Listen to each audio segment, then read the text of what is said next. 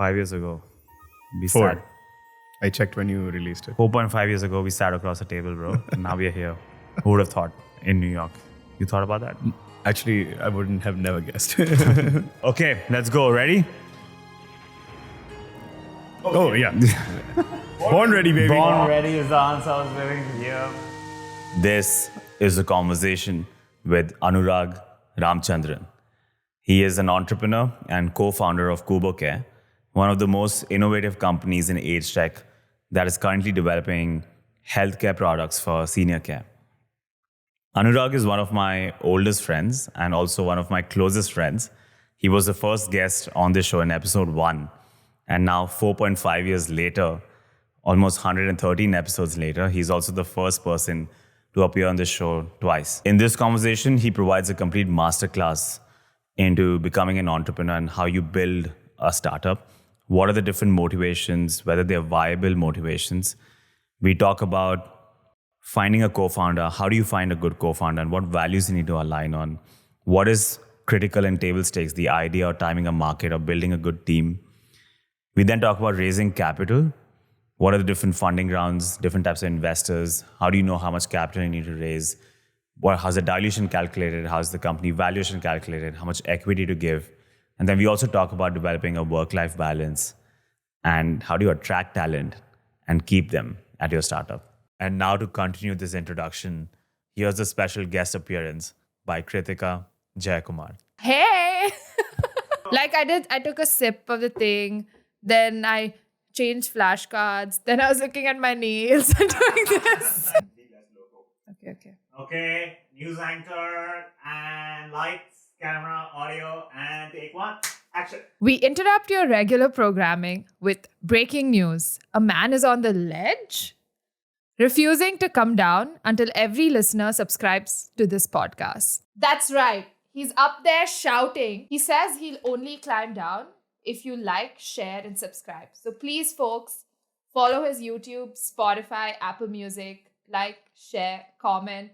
Also follow him personally if you're into that.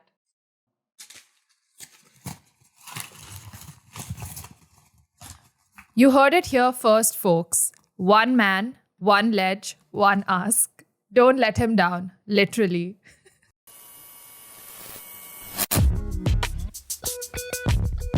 Reid Hoffman, co-founder of this little-known platform known as LinkedIn. I don't know if you've heard of it. Yeah, some in passing, maybe. Some in passing.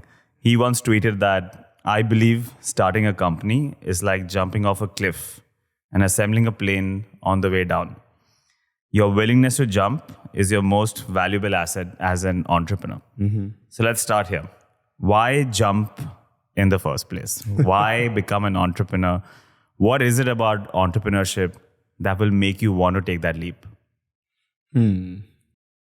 It's a good question, and I've been thinking about this quite a bit, right? Like, why put ourselves through the struggle? Why put ourselves through the long nights, the thankless shifts, taking massive pay cuts, and still wanting to do this over and over again?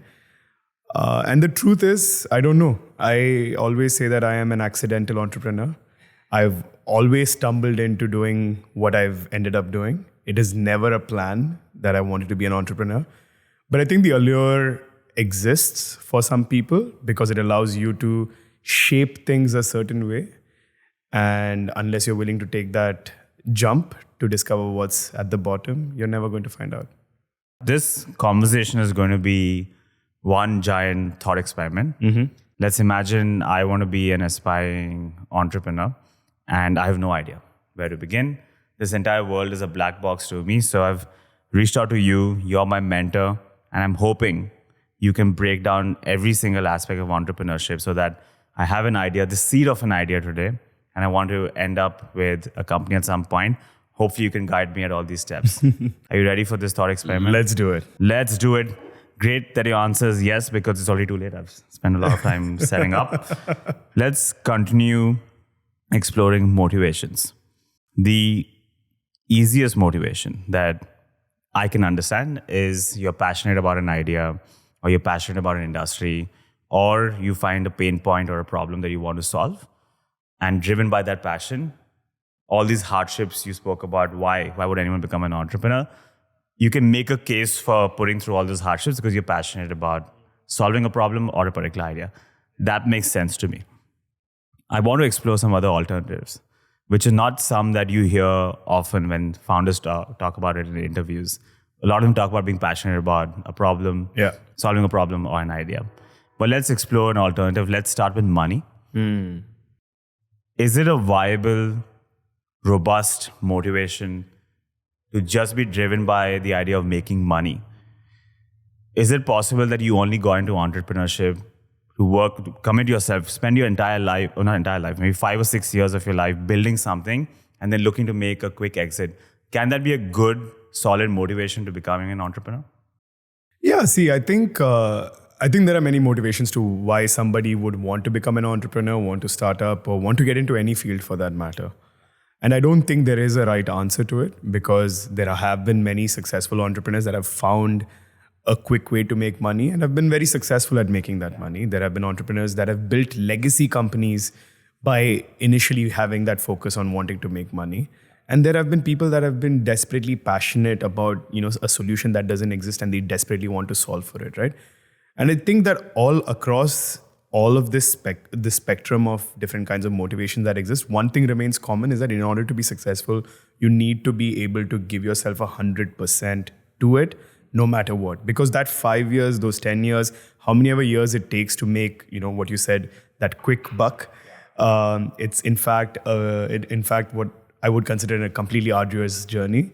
And the ups and downs of it never really stops, right? So I commend those that are able to jump in for whatever motivation it is, because that journey itself, I say it's like, I think Mike Tyson and other boxers keep saying it. I respect anybody that's willing to put themselves on the line by getting into the ring.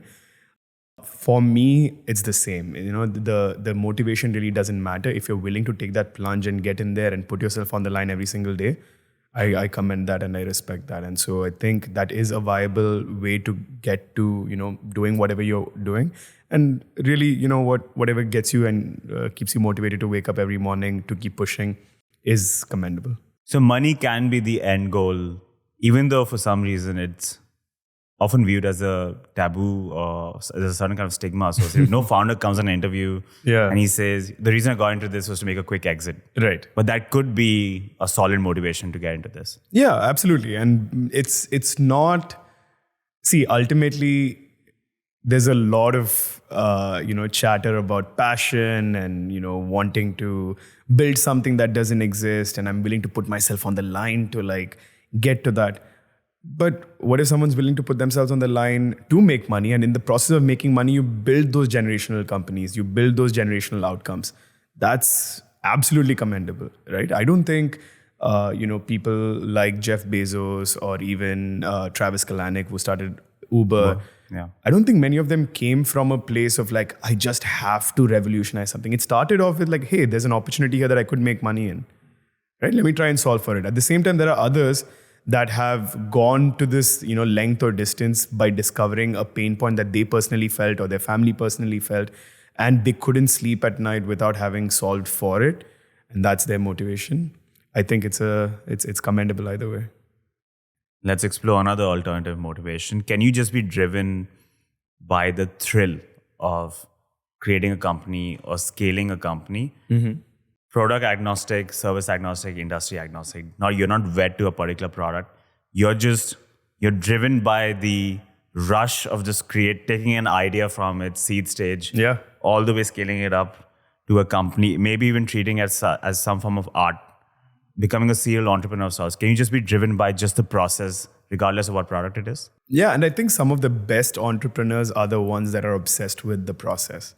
Right? You can be a visionary founder that believes in an idea and a space that you really want to revolutionize, you really want to change, but without any obsession with execution or the operations of it, you're honestly going to go nowhere.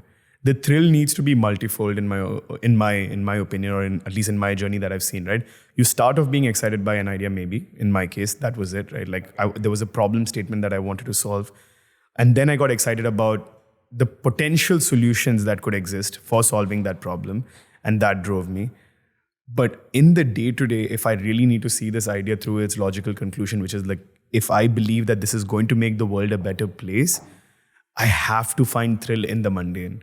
I have to find thrill in recruiting the right candidates for my job. I need to find thrill in like having 10% operational efficiency every single day, in finding the processes that allows my team to be able to perform at their finest, at their best. These seem like absolutely, benign things that, a founder shouldn't be spending their time thinking about. But honestly, without that, you're never going to be successful. So I personally believe, and this might be a controversial take, but I think operational excellence and having a deep passion for, making your team more efficient and operationally better every single day needs to be part of the repertoire of what you're trying to build. Which, once again, I feel is not spoken about enough. A lot of people just focus on being passionate about solving a problem. But Yeah. you're right, it has to be married with this passion for actually building something, putting a team together. Actually, just to take one step back, right? I think the common theme across all of this, right? And I desperately dislike meeting founders that are not passionate. Now, passion could take many shapes, right? A passion for money, a passion for operational excellence, a passion for like the field that you're disrupting or the problem statement you're going after. But without that passion, I genuinely feel like it's futile, the effort. So whatever it is that's driving you, you have to be, again, in my opinion, extremely, extremely passionate about it. And where it comes from, for me, really doesn't matter, as long as you're able to, withhold it and withstand it against all the challenges that are thrown your way every single day. I can definitely get behind that answer.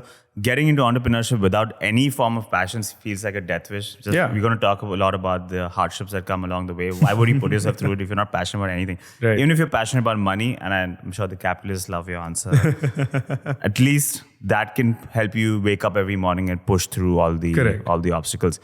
How about being passionate about not wanting a conventional corporate job? I remember many people in college or in high school used to say, we just want to start our own thing, but we have no idea what it's going to be, which market we're going to go into, but we just know we want to do something of our own. And it felt like they were being driven by a philosophy of wanting to be an entrepreneur just for the sake of being an entrepreneur, because they didn't want to do a conventional 9-to-5 job. Can that be a passion as well? Is it a solid, sustainable passion that you just have this aversion to this conventional mainstream job? Maybe being a founder it's cool, right? It's edgier, it adds an interesting dynamic to your personality. Can that be a solid motivation? I think to kickstart your journey into entrepreneurship, maybe this could be a motivation, but there is no way it's sustained in the long run, man. I mean, it sounds like it's a passion for not doing X rather than a passion for Y. And I think that will burn you out really quickly. Because when you realize that the passion is not to do something or to build something, but it's a passion not to do X or not to do Y, I think that burnout will come to you much sooner than you realize. And that it's not a sustainable passion or motivation to keep one going. And I'll give you an example of this, right? I've seen a lot of founders that have been like, listen, I'm done with the drudgery of the day-to-day of working for a corporate entity or working for someone. I want to be my own boss. I want to do my own thing. I've seen this go in multiple ways, right?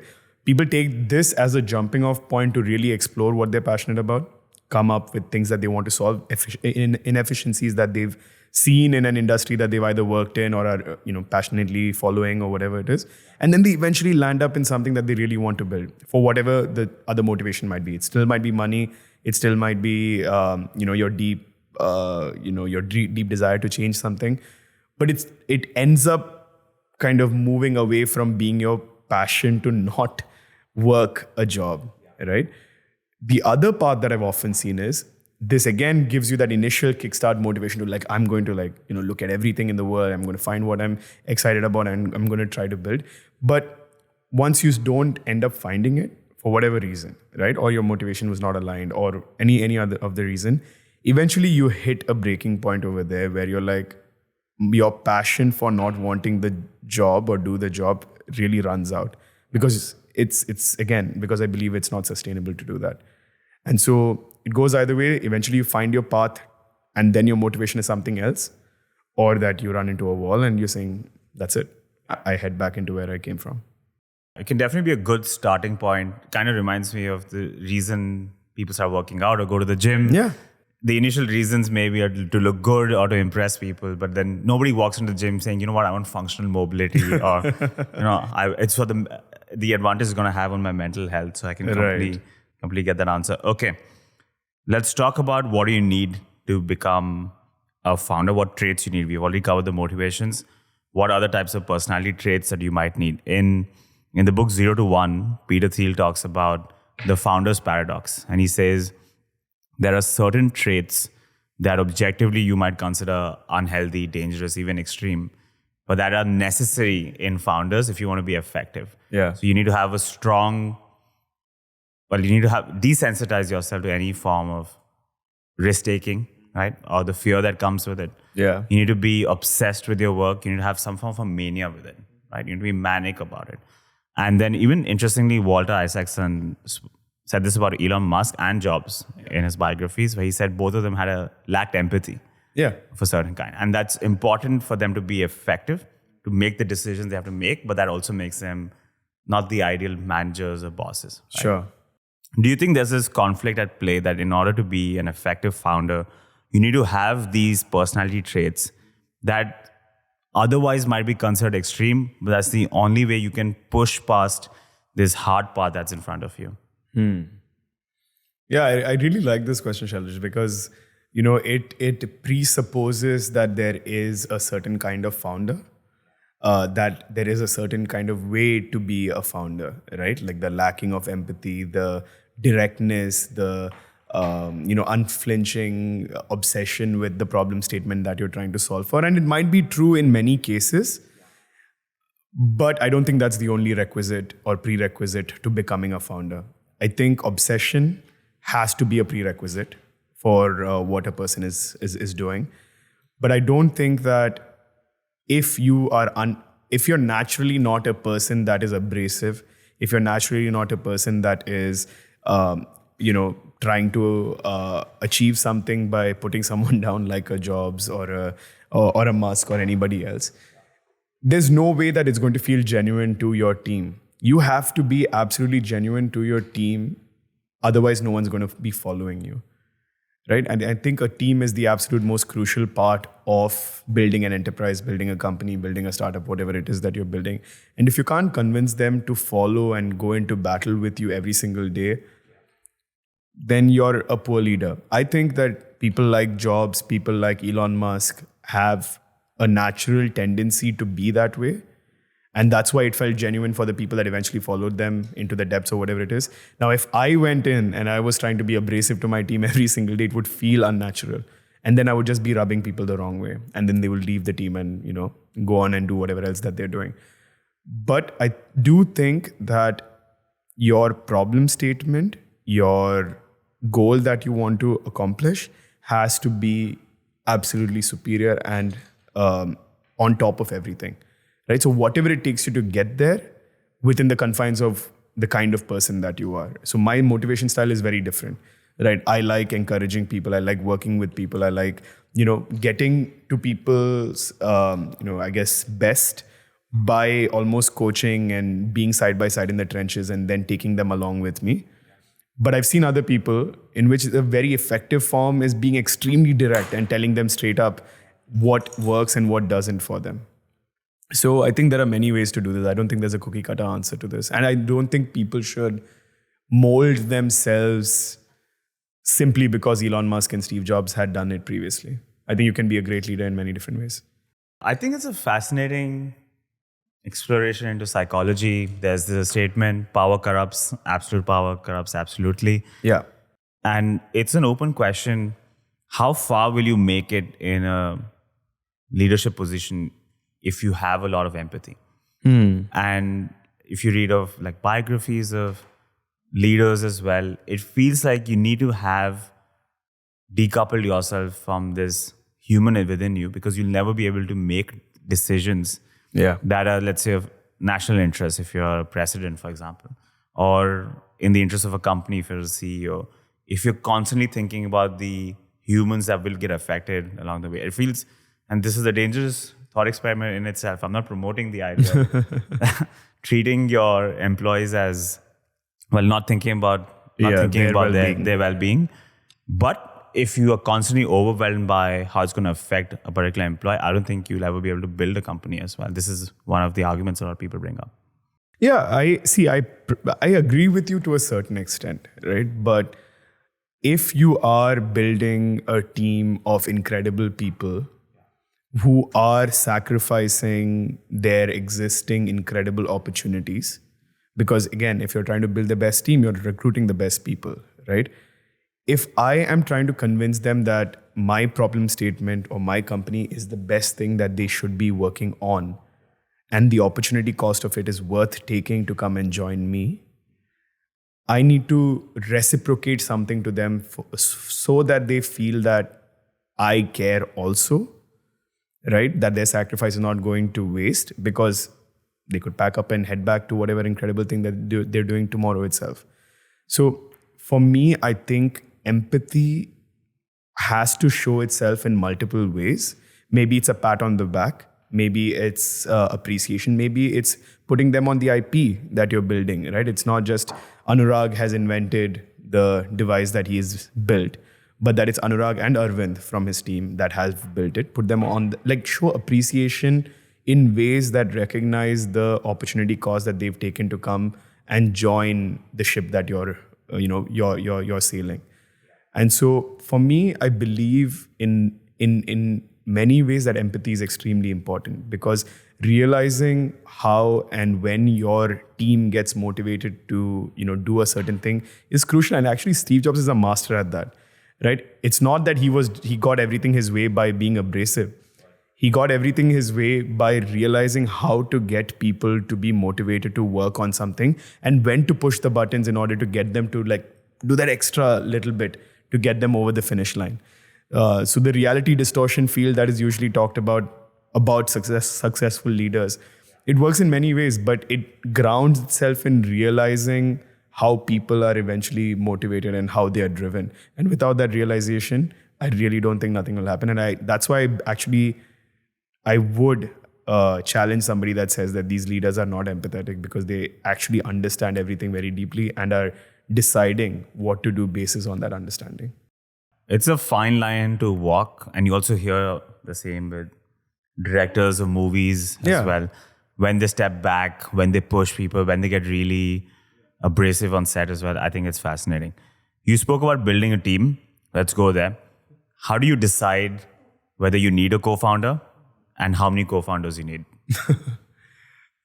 Right into the thick of things. So I think, Shalaj, I think there is no right answer also to this, right? We have seen very successful solo founders. We've seen very successful founders that have had co-founders. And we've also seen very successful founders that have had multiple co-founders, where people take different positions and are able to push it on. I think it is a case-by-case thing. Personally, for me, I've tried a bunch of different ways, right? So when I was running an NGO, I started off with a co-founder, which didn't eventually work out. And then I ran it solo for a bit with the help of certain people. When I started up this time around, I had one co-founder, which worked well for a little bit, but then that partnership didn't take off. And I decided to go solo for a bit. And then I found my current co-founder, right? Having a co-founder in an early stage, I do think actually improves your chances of success, just because you're able to share the burden and the ups and downs of the bumpy ride of startups with this person, right? And especially if you have complementary skill sets or supportive skill sets, then it goes a really long way, right? But at the same time, just being for the sake of having a co-founder, if you're going after, finding anybody and bringing them on board, it's actually going to be more detrimental than not. So you need to realize that, for what purpose it is that you are looking for somebody to go on this journey with you. If it is just to convince VCs that you are a safer bet to take and that there is no single person or key person risk, then I think that's a wrong motivation. But if you see yourself building something with somebody for the next 10, 12, 15, 20, 30 years, right? And you see that you are complementary And even if not complementary, at least supportive of each other throughout the journey, and you can see yourself building a greater, product as a result of being together, then that's absolutely the right way to go. But I do agree that it makes your life a lot easier if you have a co-founder, because then there is somebody on this journey with you. So in terms of defining a framework or a process for trying to identify whether I even need a co-founder and how many co-founders I need, would the starting point just be, can I actually do it on my own?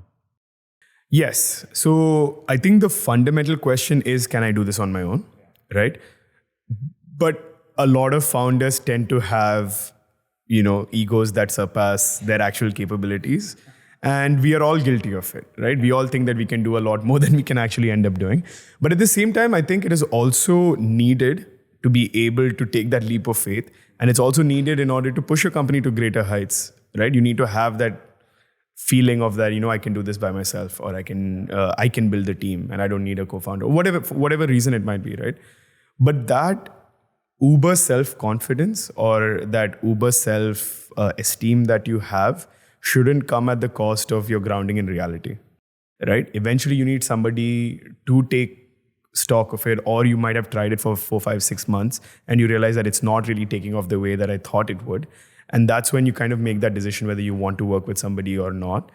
And more often than not, most co-founders are people that have either previously worked with each other or have been friends for a really long time, or have come in from the same industry and have, deep insights that kind of work well with each other. Are all of these good starting points? These are all great starting points. And in fact, all of these are great starting points that de-risk your eventual company, right? If, let's say, Shalaj, you and I were to start a company tomorrow, right? You and I know each other.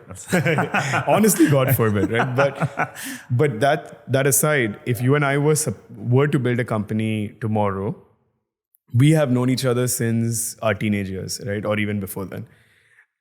I have all these years of data and information about how you work, what motivates you, what doesn't, how do you work well with people, or how do you not work well with people. All of this makes me start at a point that's way ahead of finding a co-founder that's brand new to you, right? Those years of, doing whatever it is that we've done together. And we've built a lot of things together, if you think about it also, right? Be it organizing things for events, we've built, platforms for different things. All of those are experiences that allow you to actually leap forward to brand new founders all the time, right? So that's one example of where this can work that way. Another example, and I love this example, it's the one of NVIDIA, right? Jensen Huang and his 2 co-founders, which again are not talked about too much. The other 2 were the ones that came in with the really deep, absolute, critical core insights of the semiconductor industry. I mean, Jensen Huang is a technical too, right? But they've all came in from the same industry, had so much experience within the same industry that they were able to get into a deep insight of the semiconductor industry way ahead of anybody else that were building in this space, right? So they didn't come in with years and years and years of friendship or relationships that they shared, but they came in with years and years and years of combined experience within the same industry, which meant that they also started at a way higher starting point, right? So when people are looking for co-founders, I'd say, how quickly can you emulate years and years of experience of having worked well with each other, right? So maybe it's in a week spending a ton of time with each other, spending time with your family, spending time with settings that otherwise you're not attuned to, right? You need to be able to get those insights very quickly about whether this is the right fit for me or not. So try those experiments with that person, maybe try to build something really quickly. Maybe go to meetings together, organize events together, test some hypotheses together, jump on calls with each other. You will see at each of these settings a side of the person that you're thinking of being a co-founder with that you probably didn't know. And that's how that evaluation happens internally to decide whether this is the right fit for me or not. And then eventually you decide if that's the journey with the person that you want to go on or not. Sounds very much like a first date. You're trying to find your work soulmate. Yes. Do you have a checklist or these pointers? Let's say, obviously you're my mentor, I have an idea and I want to find a co-founder. If I'm setting up my first dates with these prospective co-founders, what are the different things that I have to ensure we are aligned on to make sure that we'll work well as a team? It's not an easy answer, but there are fundamentally 4 or 5 things that you need to, kind of checklist on this thing. And I'll talk from my perspective, right? And I think tweaks everybody can make basis what they value more. I think number one is that, am I willing to spend 15 hours a day with this person, right? Theoretically, you might not spend 15 hours a day with this person. But if day 1, day 2, day 3, early days of this company, I'm going to sit in a tiny cramped room because I can't afford to, spend on an office, or I invite this person home, am I willing to spend 15, 16 hours with them every single day? And I think that's itself is a big benchmark, right?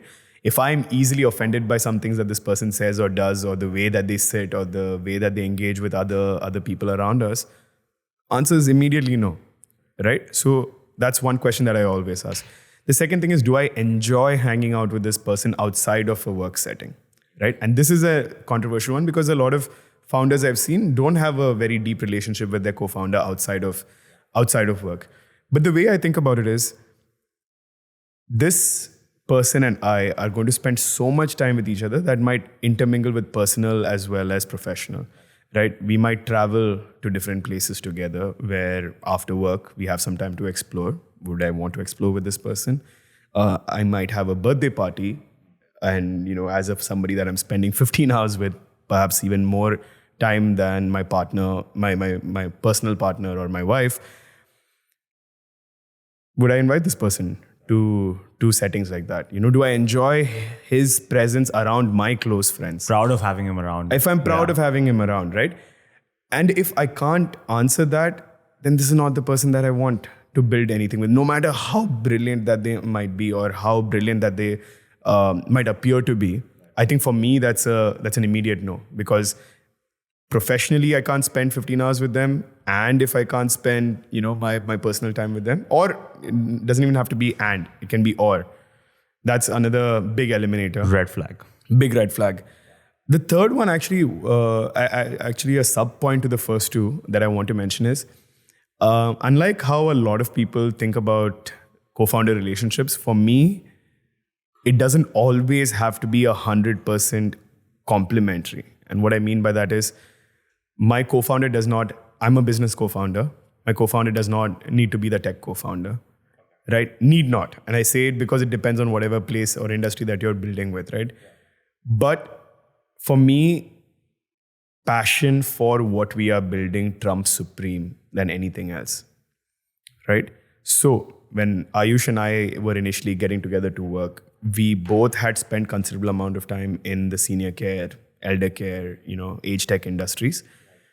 Ayush especially so, right? And it's a tough space to build because it's not a sexy problem to solve for. It's not like fintech, or it's not like what edtech used to be. It's not like consumer products because, it's not something that millions of people are immediately going to be building and talking about and, be proud to showcase that they're using, right? It's a health tech product.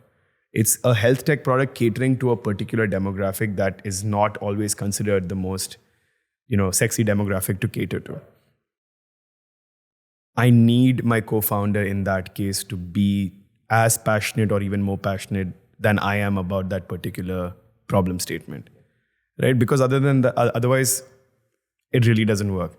So for me, it was paramount that it wasn't just I'm looking for a CTO or I'm looking for a chief scientific officer that can, kind of co-build with me because I'm the business guy. But what I really wanted was that somebody who cares so deeply that they will go to the trenches with me day in, day out to be able to solve the problem statement that we both feel like needs to be solved, right? So that was big. Finally, for me, it really matters how this person treats teammates, and that includes me, right? We are teammates after all. Do we treat the teammates as a part of the bigger, solution that we are building, or do we treat them as subordinates to us, or whatever it is, right? I think in early stage, everyone is a partner in the journey that you're doing because you're all constantly working together on everything. If I don't like the way my co-founder is treating people around him, or even our teammates or our future teammates or whatever it is, it's a big red flag for me. And that is again something that I largely optimize for. And finally, I would say the other thing is both of you need to have alignment, or at least to a certain extent, a match, especially when you're starting early on your, lifestyle, I would say, to a great extent. And this matters because, let's say my co-founder is somebody that has insane amounts of money in their bank account, and there is no urgency to build this company to be, sustaining or lasting or whatever it is. Whereas me, I'm desperate because I'm running out of all my money in the next 12 months, right? And I have this sense of urgency to push, and push. Then that mismatch is going to really come and take over, right? So that finding alignment on the kind of sense of urgency that you have, and this might not be tied to financial, of course. A sense of urgency can appear in many different ways. So maybe the primary thing is not financial, but I feel like that precludes it, right? Where if one person has all the urgency in the world and the other person has no urgency, then you're bound for failure from day one. Lots of red flags that you have highlighted. Once again, I feel like similar to looking for love, looking for a partner. What's table stakes according to you? I'm going to put 3 critical components of starting your own venture. There's the idea or the product or the service. There's the team. And then there's the market and timing the market, right? So there's 3 scenarios or 3 parallel universes. In the first universe, I'm saying you just focus, I just focus on building the right team. I forgot our roles. You're the mentor. I'm the student. Right. I'm just focusing on building the right team. And it doesn't matter what the product is. Now, it's quite likely I'll pivot from it very, very quickly. All I need to do is find people who are extremely skilled, extremely capable, match that criteria, and we will end up building something special together. So that's one scenario. The second is, focus on the right idea, focus on a pain point, and maybe the specific product might pivot, but just let the idea or your passion for a particular industry or solving a pain point drive you, and you will attract the right team, as I say, a lot that will come along for the idea, and you will also find the right time to enter a market, or you'll create a market, right? Or the third scenario is, all of these aside, timing is the most important thing. Identify an emerging market, identify a trend, and once you're in there, you will figure out, once you start working in it, you will figure out some pain point, you will find some opportunity there. And then once again, you'll create the product or the service, and then you'll also attract like-minded people who also just care about that emerging industry, and then you'll go from there. So how do you rank these? Which one do you think is most important? Table stakes. What would be second? What would be third? You're basically asking what would be the starting point, right? Yeah, the anchor. Anchor, absolute Yeah. anchor. So let me ask you a question, right? Let's say you start with a team, you build a great team, you convince a bunch of great people to come together to work on something, right? And maybe it's like, let's just work on an idea together, right? Who is to say that the idea that you come with is going to be a match for the team that you've built, right? It could be that you guys identify a problem statement suddenly amongst yourself, or you yourself as the founder, co-founder. Maybe that team at that point is not the right team to build it, right? Let's say you hire a bunch of semiconductor experts or radar experts, and you build the best team in semiconductor ever that you could have imagined. And then tomorrow you realize that, that's not the idea that you want to go after. That the idea you're going after is, voice agents for, enterprise issues using LLMs and AI. Then you've built the wrong team for this, right? So in that case, in these, edge cases, can your team be the table stakes? Probably not, right? But in other cases, let's say for a fact that there is no other world than radar that you're going to build, right? And then you've got the right team, then you'll figure out the solution that you want to go after eventually, right? That's an option. The second one that you said is where you identify a problem statement and then you just, do whatever it takes to solve for it, right? And then the third one was? Timing the market. Emerging market, identifying it. Right. So I'm going to pause on the second one. I'll come to it in a second. And the third one I'm going to touch upon. Third one, which is timing the market, can be good, can be terrible. And I'll give you examples. It can be great if, you've identified the like a problem statement that is taking shape now, right? For example, AI is, blossoming right now. Everyone's talking about AI, but you come in as like, wait a second, there's very little regulation right now about what is permissible and what is not, where is data going and where is data not going. The amount of usage when it comes to infrastructure, the climate and everything. And you're like, wait, I found a niche over here that is making it easier for AI companies to comply on it or whatever it is, right? I'm just giving a random as example. That would suddenly make you, incredibly opportunistically great, right? Because you've just found the perfect solution or a perfect answer in a very crowded field, but in a field that is taking off at the speed of light right now. Alternatively, what you could also do is chase trends. And you're like, okay, Bitcoin is taking off. Let me just go after Bitcoin. Oh, it's AI's time right now. Let me chase AI. And then tomorrow something else is going to come. Making this, timing and trend chasing the fundamental that you're to kick off your startup thing would mean that trends will come and go. Things are always going to change, right? And if you're doing that at all times, you'll just keep hopping between ideas and you'll never really be able to build that generational company. If, again, using the case of NVIDIA, because everybody's talking about it, right? In 1991, when they founded their company, or 93, I forget.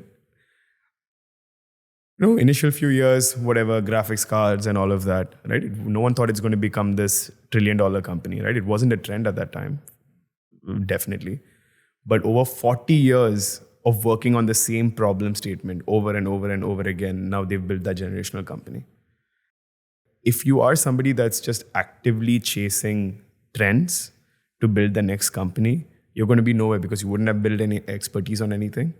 You wouldn't have spent enough time to go through the up and down, up and down, up and down cycle to, be able to break out of it. And finally, you're just stuck in that loop of like, okay, the next thing. But the idea is you pick a trend and then you stick with it. Like I identify an emerging market and then I just go into that space and then try to find a problem that I can work on. In that case, I think it's okay to do it, but I think it's going to be fleeting. I just feel like the people that I've met that are just trend hopping or largely looking for a trend to build in, I think would end up pretty much not sticking with it a long time. However, if you're going problem first, that, hey, there is something here that I deeply resonate with, that I feel, or I know that a bunch of people feel, and I just have to work on it to solve it. I think tends to be the case where founders are able to really dive in and stick with it and really kick off building like the unicorns or the generational companies.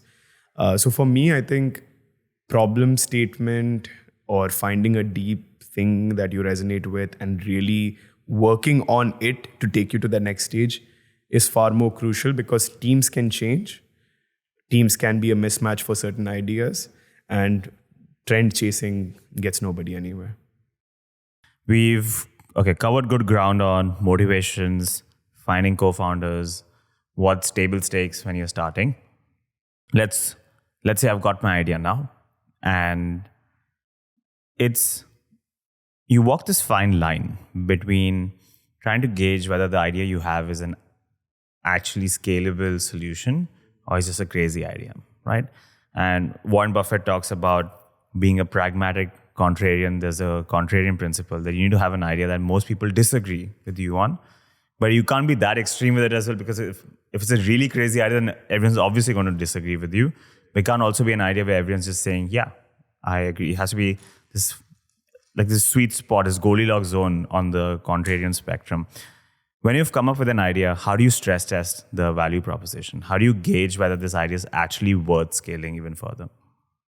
Yeah, I think this is where a lot of founders this is the space that most founders get wrong, right?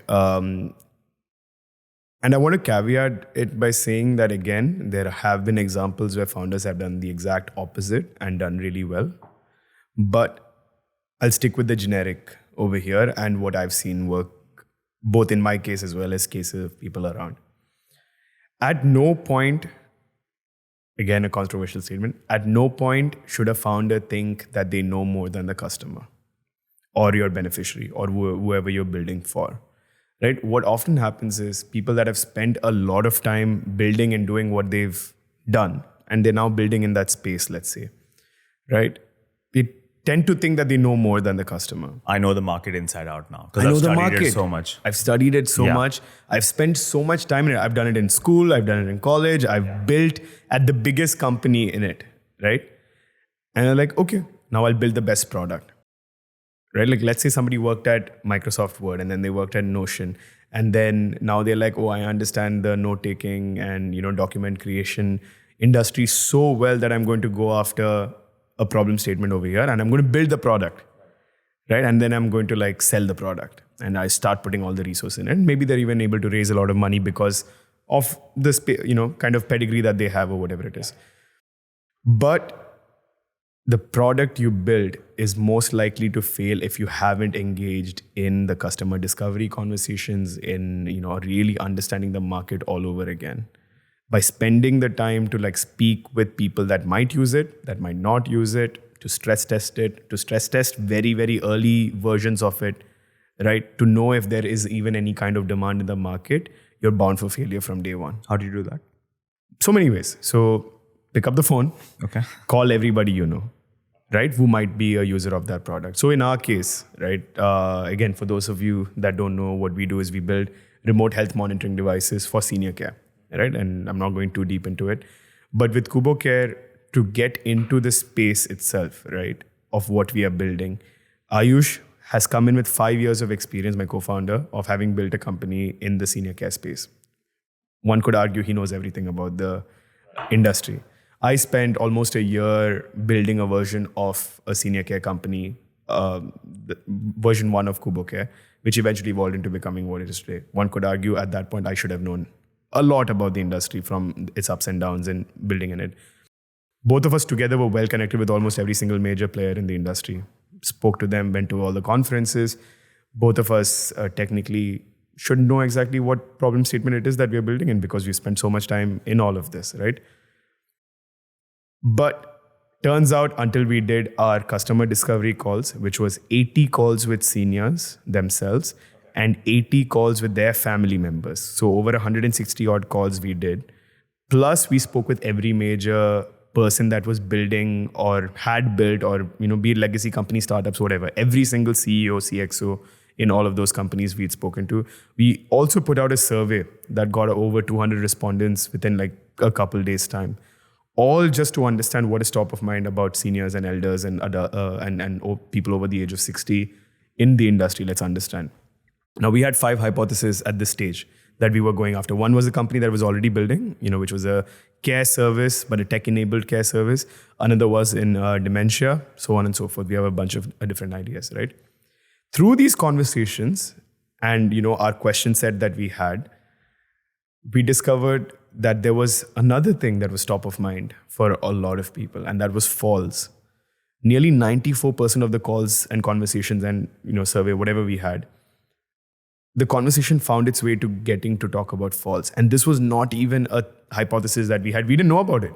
We didn't know how or whether it was even top of mind, right? And okay, why are people talking about falls so much? For example, seniors would tell us about how they themselves, their quality of life had deteriorated greatly as a result of falls, or they knew somebody in their family or their friends that had either passed away or had a major fall and, quality of life decreasing as a result of it. Family members would tell us about the fear that they had if they weren't at home, what would happen, right? And senior living facility operators would tell us about how frequently falls were happening and how difficult it was for their staff to discover if they weren't alerted. So we started thinking, wait a second, it's coming up so frequently, it must be a big problem. Now let's dig deeper into it. And that's when we realized how large the problem was. 2 million deaths in India every single year as a direct consequence of falls amongst seniors, and 2 million disabilities, right? 200,000 deaths, 2 million disabilities. Absolutely shocking numbers. But we wouldn't have discovered any of this if we didn't do the job of like going and talking to everybody that we could. Oh, in fact, I forgot to mention this. I also went and stayed in the homes of nearly 12 family members, 12 people that were using care for their seniors to see exactly how care was being delivered on the ground, right?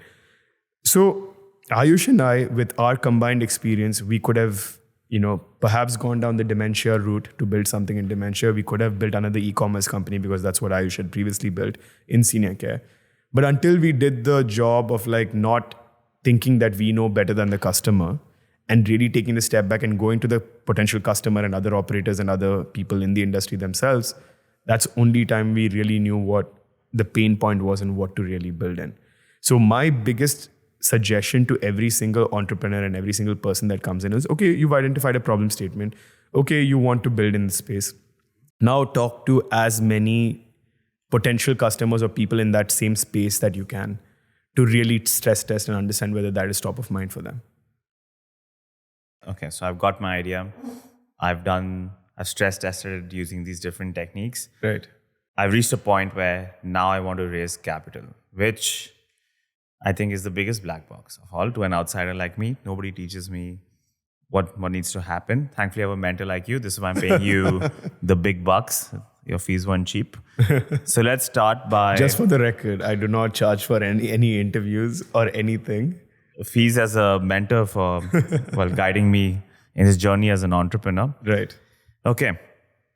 I want to raise capital. Let's start by defining terms and listing out some possible investors. What's an angel investor? What's venture capital? What are the differences between an angel investor and a VC firm? Okay, so now we're really getting into it, huh? But actually, Shailesh, before we even start this, I kind of want to take a step back, right? I think fundamentally, before we even think of funding, I think it's important to establish what kind of companies require funding and whether you need funding even, right? And I think to, whatever extent, we've established this conversation largely to be about startups and venture-funded companies. We have Unicorn over there. There are a lot of non-venture-backed unicorns, but largely the talk of the town these days have always been venture capital, right? But the reason I'm asking us to take a step back is I think as a person that's getting into starting their own company, it's fundamentally important to ask yourself what trajectory you want to take this in, right? If you want to be a venture-backed company, you need to meet a few criteria.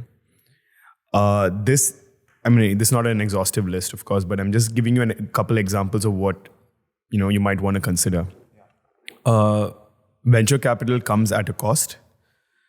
Cost being that you'll have to grow at a ridiculously fast pace, and that for better or worse, at that point your outcomes are tied to your investors because they need to see returns at a certain point. You're answerable to people now. You're answerable to people almost immediately. A better way to put it, or a rather like a commonly used parlance, is that you're now on the startup treadmill, right? You're literally running at that point. But it's also important to think from the flip side, right? Before you get your hopes high about wanting to become a venture-backed founder, to think about what kinds of companies do venture capital really back, right? There are a few fundamental things over here. One is that it's largely tech, right? Although we're seeing some departures from that lately, tech-based companies. And the reason it's tech-based companies is because they're able to, see outsized returns eventually, right? Because you're using technology to disrupt something that previously perhaps did not have technology, involved in. And the multiples need to be as such, right? You need to be growing your revenue almost 3 times a year. I am just giving some examples. This doesn't have to be the baseline. Companies like OpenAI and so on have had ridiculous growth numbers. But there needs to be a multiple on your growth. You can't think that, I've raised venture capital, now I'm going to grow slowly, right? Venture capital only backs where they can see outsized returns. Usually they're looking at fund returners, and fund returners meaning that, they invest, let's say in 10 companies, only one of them might succeed, but they're hoping that each of those 10 is able to make up for the cost of the entire fund because they don't know which one of those 10 is really going to be able to take off, right? So for your company to be that, are you going to be able to grow at that pace, at those multiples, and so on? What this means is that companies like a direct-to-consumer chocolate brand or a direct-to-consumer chip brand or a clothing company, whatever it is, very rarely becomes that kind of growth story. Although we've had exceptions, right? Whereas if you're building a software service company or an LLM or whatever, devices that use AI and IoT and whatever it is, which has that potential scale, you're more likely to be backed, right? So that's one important thing to caveat. Let's say you're, I think a very, I would say, important differentiator that we've seen in recent cases is companies like WeWork were never meant to be venture-backed companies. It's a real estate company, right? Outright. What it did was it took over properties. It either rented it or bought it outright, and then just had some furnishings within it. Repurposed it. Exactly, right? That's what it is. Is that really a venture-backed company? No, but people got lost in the sauce of the story that Adam Newman was selling and so on. So if I were a founder getting into building my company, I'm going to ask myself 2 questions. One is that, is this idea that I'm building, now that I've validated it with this industry that I'm building in, is this venture backable? And ask yourself, it's venture backable, right? Not that, do I need venture funding to go and build this, right? Ask if it is venture backable. And if the answer is yes, then it's worth putting in the time. What makes it venture backable? So all these points that I talked about, right? You're asking yourself whether venture capital would be interested in investing in your company. That makes a venture backable company. And the reason I say this, and it's a slight digression over here, is that once you start your fundraising process, that is a full-time job. You're going to be speaking to hundreds, if not thousands of venture capitalists or venture funds. And even within them, each fund, multiple conversations with multiple people spread out over months before you are even considered for an investment. If you're going to put so much money, so much time and effort outside of your core building process, then you might as well think that whether if it's a fundable company in the first place or not. Otherwise you're just going to face a ton of rejection with no potential for an acceptance or an investment eventually. Either way, right? So ask yourself if you're venture backable. Then the second question is, maybe you are venture backable, right? The second question that you need to ask at that point is that, do I want to be on this startup treadmill? Am I willing to run, right? If I want to build a small boutique business, great. I don't want the pressure of, working day and night, holidays gone, building teams, team above everything else. I don't want to be answerable to people. Then maybe that's not the journey for you, right? Because you need to self-select into this also. So as my mentee, Shalaj, when you're thinking of, whether you want to make No Time a venture-backed company or not, these are the 2 questions that I would want you to ask. After you ask this, right, then it is like, am I ready for this capital? Okay, let's say the answers are yes to both of them. I'm ready for this. I'm good for this. I want to go for it. Then you should ask yourself whether you're ready to have these conversations. What does that mean? These days, gone are the days of a paper idea netting you like millions and millions of dollars, right? We've heard of those stories in the past where somebody just sketches an outline or a plan on a napkin. Yeah. And then the deal is shook and then capital hits your account the next day. It's not that anymore. This venture capital is a full-fledged industry today, right? People want to see something, right? Maybe you are the expert in your industry and your name alone can receive the backing from capital. Or maybe you've built that great team as you've discussed previously. But more often than not, you're showing some form of progress. What does that progress entail? Maybe you've tested whether your idea has legs or not. Those could be from these conversations we talked about. Maybe you have letters of intent from potential customers that say that if he builds what he said he will build, I will be the customer. These are very low stakes, right? It's not an enforceable contract. It's just a note that somebody says that, yes, I like something like this. If you're building a SaaS company, a very easy way to do it is, set up a website with all the keywords involved in your SEO, put it out there, put a wait list, see if people are going to sign up for it, right? All these show that if funded and if given the opportunity to build, that there is something over here that can be backed. So now let's say you as a startup founder has decided that, okay, I've done some of this, I've made some progress, I know there are some legs over here, I know that there's a hook over here. That's when you start your conversations for your first round of capital, right? These days, first round of capital most likely is you getting some capital of your own, pumping into your company, or you get friends and family to come in. Bootstrapping it. Yeah. Yeah, bootstrapped, if you're pumping in your own capital to prove that first step, right? With that it has legs or not. Maybe you're putting in your own capital. Or maybe you go to your dad, your mom, your friend, friends and family, or you who really believe you and they've known you for a really long time, right? So they're willing to put that bet on you. And so you raise some small amount of capital there.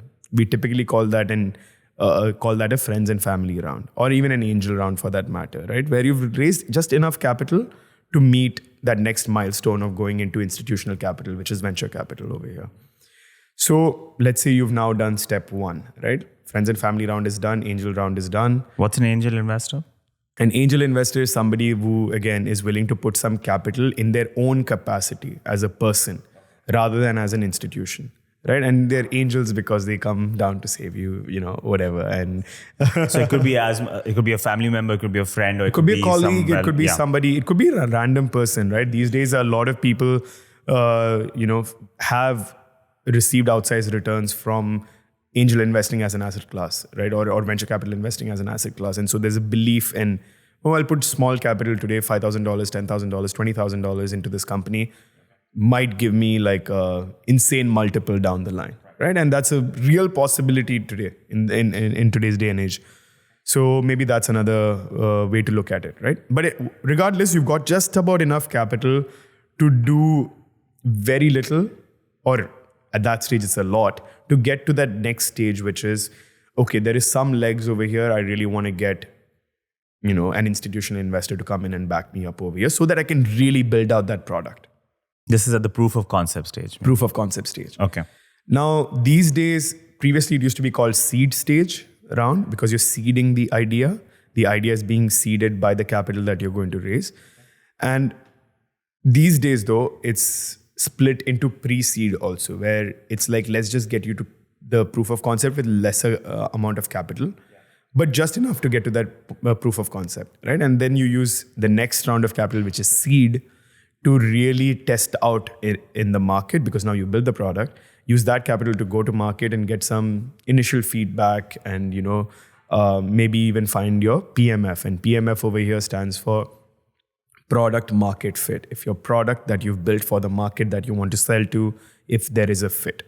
I think it would be helpful as a whiteboard to your side to actually start listing down the different funding rounds that you have. And then what are the different ballpark estimates of the amount of capital you're looking to raise? How do you decide how much capital you want to raise at each round? What are you looking to achieve? There's a term I've heard called valuation. How is that calculated? How do you decide how much equity is given? How do you decide the dilution that happens? Let's start creating that matrix. I think that might be helpful to help me visualize. Okay, so as we just mentioned, the very first round could be an angel round, right? We'll just call it an angel round. But we know what it is, right? It's personal capital, it's friends and family, it's whatever it is. Just enough to get you started, maybe paying your first salary or whatever it is. The second round, let's call it a pre-seed round, right? Which is to just get you off the ground, actually start building now. The third one, we are going to call seed.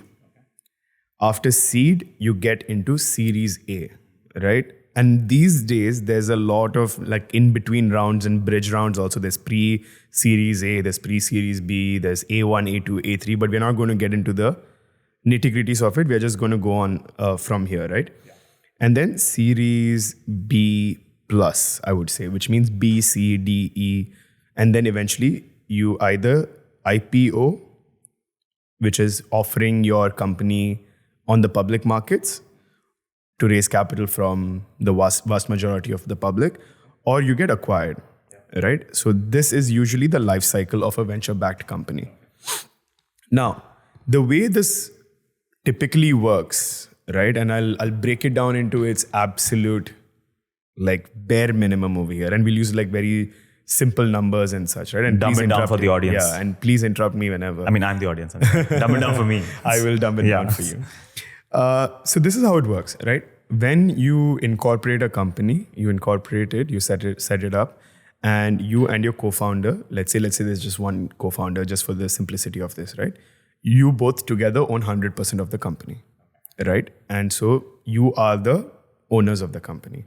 Now, every time you go and raise additional capital, you are giving away a piece of your company in order to get capital. Okay, so let's consider this as just a pie. The pie, and I'm going to put it over here just so people can see.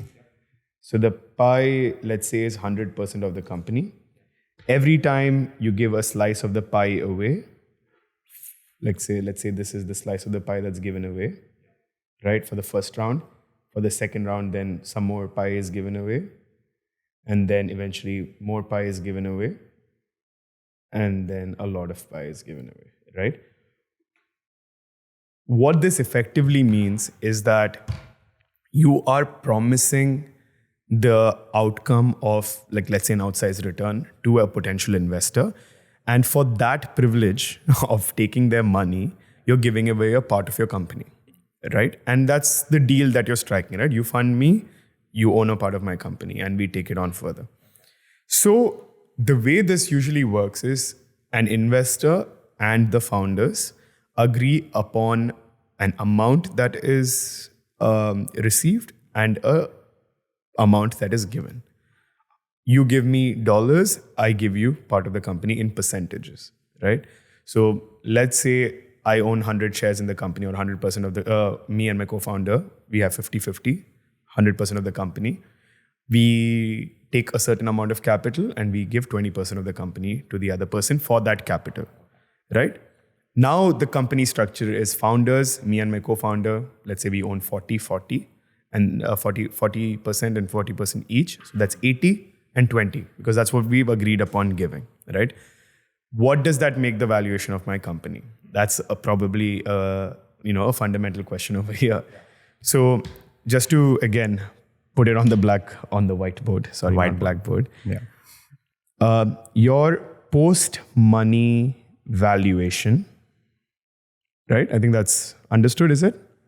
What is After you take money, the valuation of your company, okay, right, is effectively the amount of money that you take divided by the percentage of dilution. A simple formula to kind of understand this is that post-money valuation, or the valuation of your company after you have taken money in, is a product of the amount of money you raise, is equal to, rather, not product of, the amount of money you raise divided by the percentage dilution, right? I'm giving you this formula, or giving us this formula, simply because the two things that are usually agreed upon with an investor is how much money they're going to give you and how much percentage of the company you're going to give them. And that's the dilution, right? What percentage are you diluting? So if I had a 50-50 split with the founders, I've given 20% to them, the denominator is going to be 20? Yes, correct. Okay. So now let's use an example over here, right? Let's say I've agreed upon with my investor to raise $1 million from them in return for 20% of my company, right? So the post-money valuation in that case would be 1 million divided by 0.20, right? Which effectively is 5 million. So my company at this point, after I have raised money from this investor, is 5 million, right? Now, let's say you want to know how much, like, every single round that I'm giving away of the company. Because, this gets kind of messy when you have multiple different investors, different valuations, every single round, whatever happens. So the very basics of this is, at every round, your percentage is going to decrease when you give more of your company, because the pie is not infinite, right? As we noticed earlier, the pie is finite of the company. You're going to give more of it away, your holding decreases. And in every round, everybody gets diluted. Of course, inventive investors have since figured out ways to, make sure that their shareholding doesn't go down and all of that, but let's not get into that complication. For a very simple use case over here, we're going to say that every round that I raise, where new investors are going to come in, every existing investor gets diluted, the new investor gets the amount that they've been agreed upon, right? So everyone goes down equally, new investor gets the share capital accordingly, right? So let's say there are my next round I'm doing, let's say currently there are 100 shares total in my company. From those 100 shares, what we had previously done was that the founders kept 80 and my first investor pretty much got 20. Correct? So now what we're doing is we are effectively doing the number of new shares, and we have to do this in shares because that's just the easiest way to do it, divided by total new shares, which is a total amount of shares, which would pretty much be, your previous number of shares that you had, which is 100, and the new shares, right? This should give you your percentage of dilution. 100 more, half everything, right? So if I had 100 shares to begin with, now it's 200. The percentage dilution is going to be half for everyone's previous. No. So that's why we are trying to pretty much use this formula, right? So I'll walk you through it. So we want to know how many new shares are had. So again, the formula, as I said, is new share divided by new shares plus old shares, which is basically total number of share pool that we'll have right now, is equal to the percentage of dilution, right? So let's say next round also I want to dilute 20%. And now it is basically new shares divided by new shares plus 100, because I previously had 100 shares, right? Now, if you do the math around this, the total number of new shares will come up to 25. I'll just hold it up. I know it's hard to read perhaps, but it's great let me show it handwriting. to you. Yeah, I see it. So you'll get 25 new shares. Now I need to know pretty much how much are we diluting in this round, right? So now if my total new shares are 125, right? So let's say as founders, I'm going to do 80, which is the number of shares that I've currently owned, divided by 125. Investor, I'm going to do 20 divided by 125. And new investors will be the remainder, right? Or 25 in this case, shares that they have. So, but this will give me the percentage that I currently own of whatever it is. So when you do the math of this, you'll see that everyone just proportionally decreases accordingly in whatever proportion it is that they had holding in the company already. So that's how dilution works. And so, sometimes you might hear a company that's going on for IPO that the founder holds only 1% of the company or 5% of the company, or in an acquisition, they own like 10% of the company or whatever it is. We must realize that it's 10% of a very highly valued company. So sometimes a lot of founders early stage, get caught up in a valuation debates with founders, with investors, where they're like, oh no, I can't give you 20% of my company. Why would I give it? But that's common, right? What we need to remember is that your company needs to survive for the next milestone.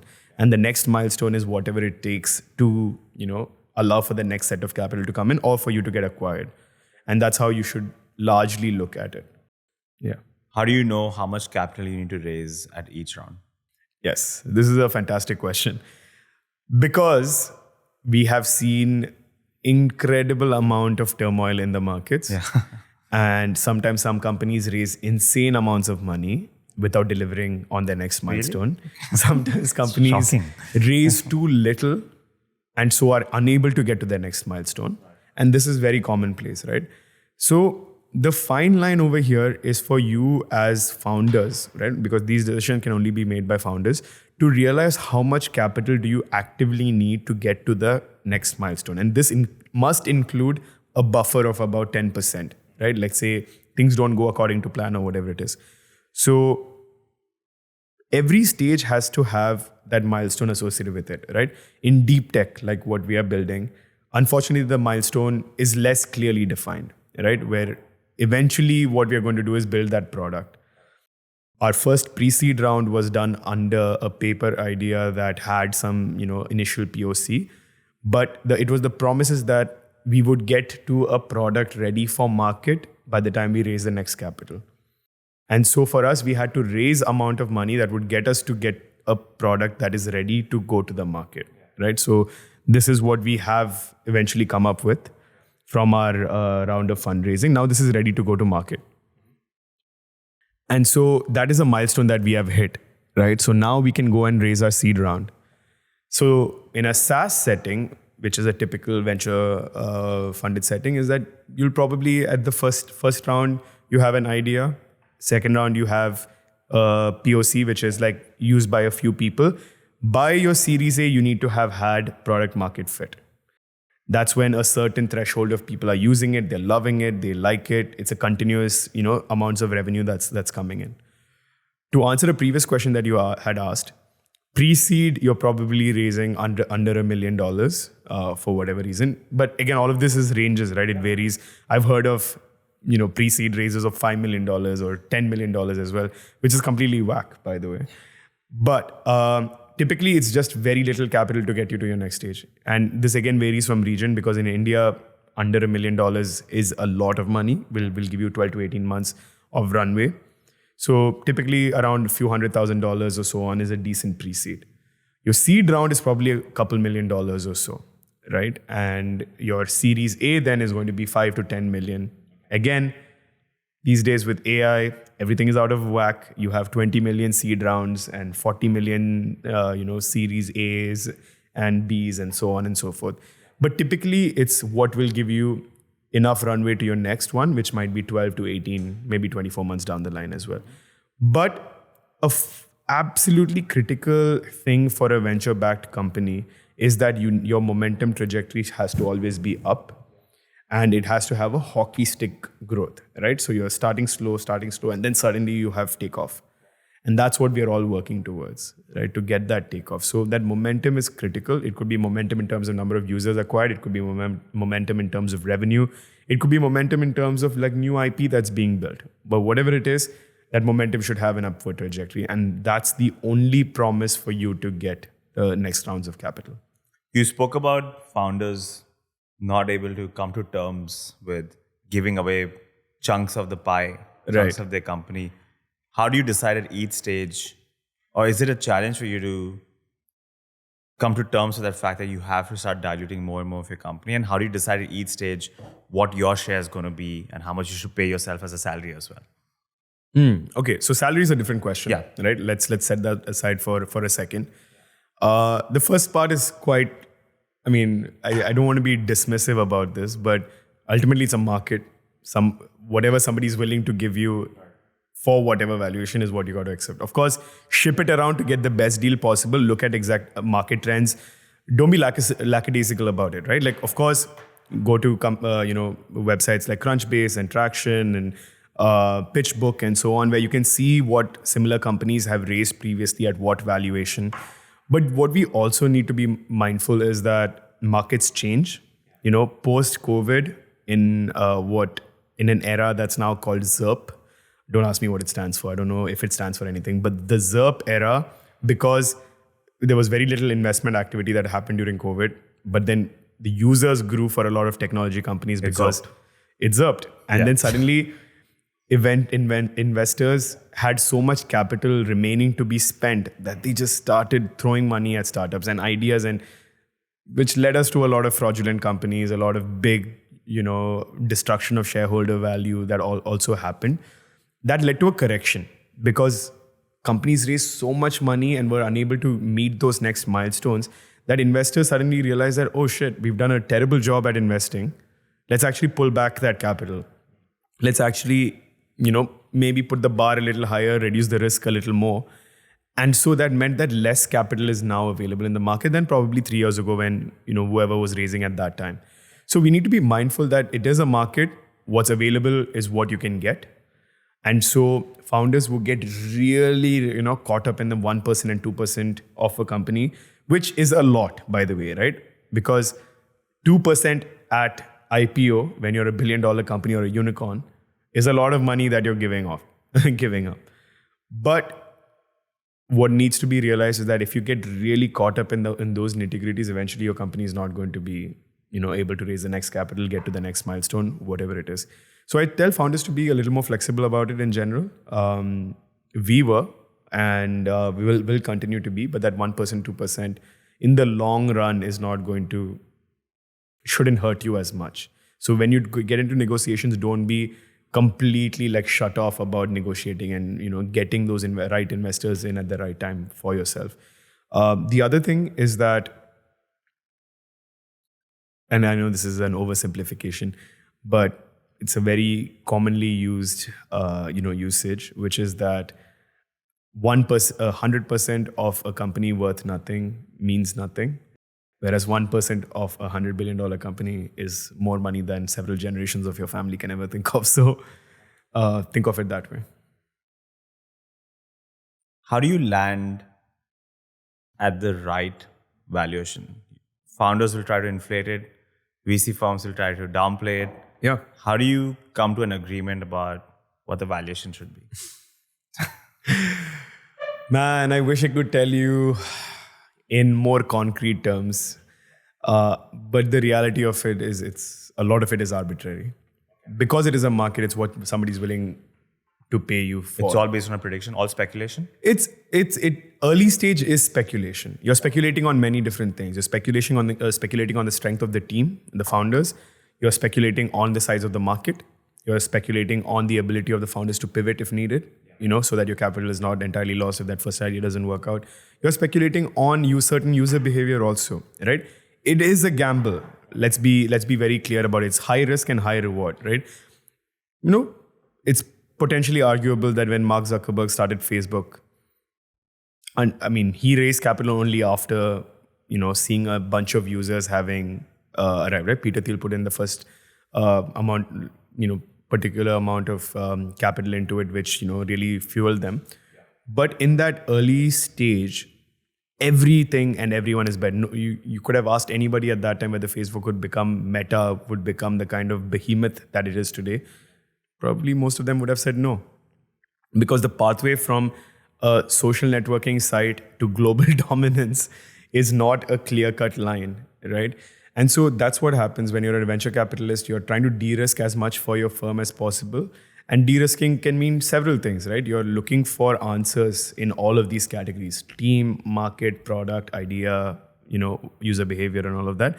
But at the same time, you're looking at I need to get most value out of it. If this becomes the next massive thing, I need to have enough skin in the game to have bet on despite all of these risks. So that's the way that a venture fund or investor, manager, LP thinks about it. But you as a startup, it's almost your entire responsibility to get the right kind of valuation also, right? Unfortunately, a lot of the market works on FOMO, or the feeling of missing out. Let's say I'm speaking to 100 investors. One of them puts an offer on the table. Me as a founder, it is almost imperative that I actually go and shop it around. I would say you're an idiotic founder if you don't shop around the offer that you have. I know it's not very looked up on, but this is maybe going to be frowned upon by any investor that watches it.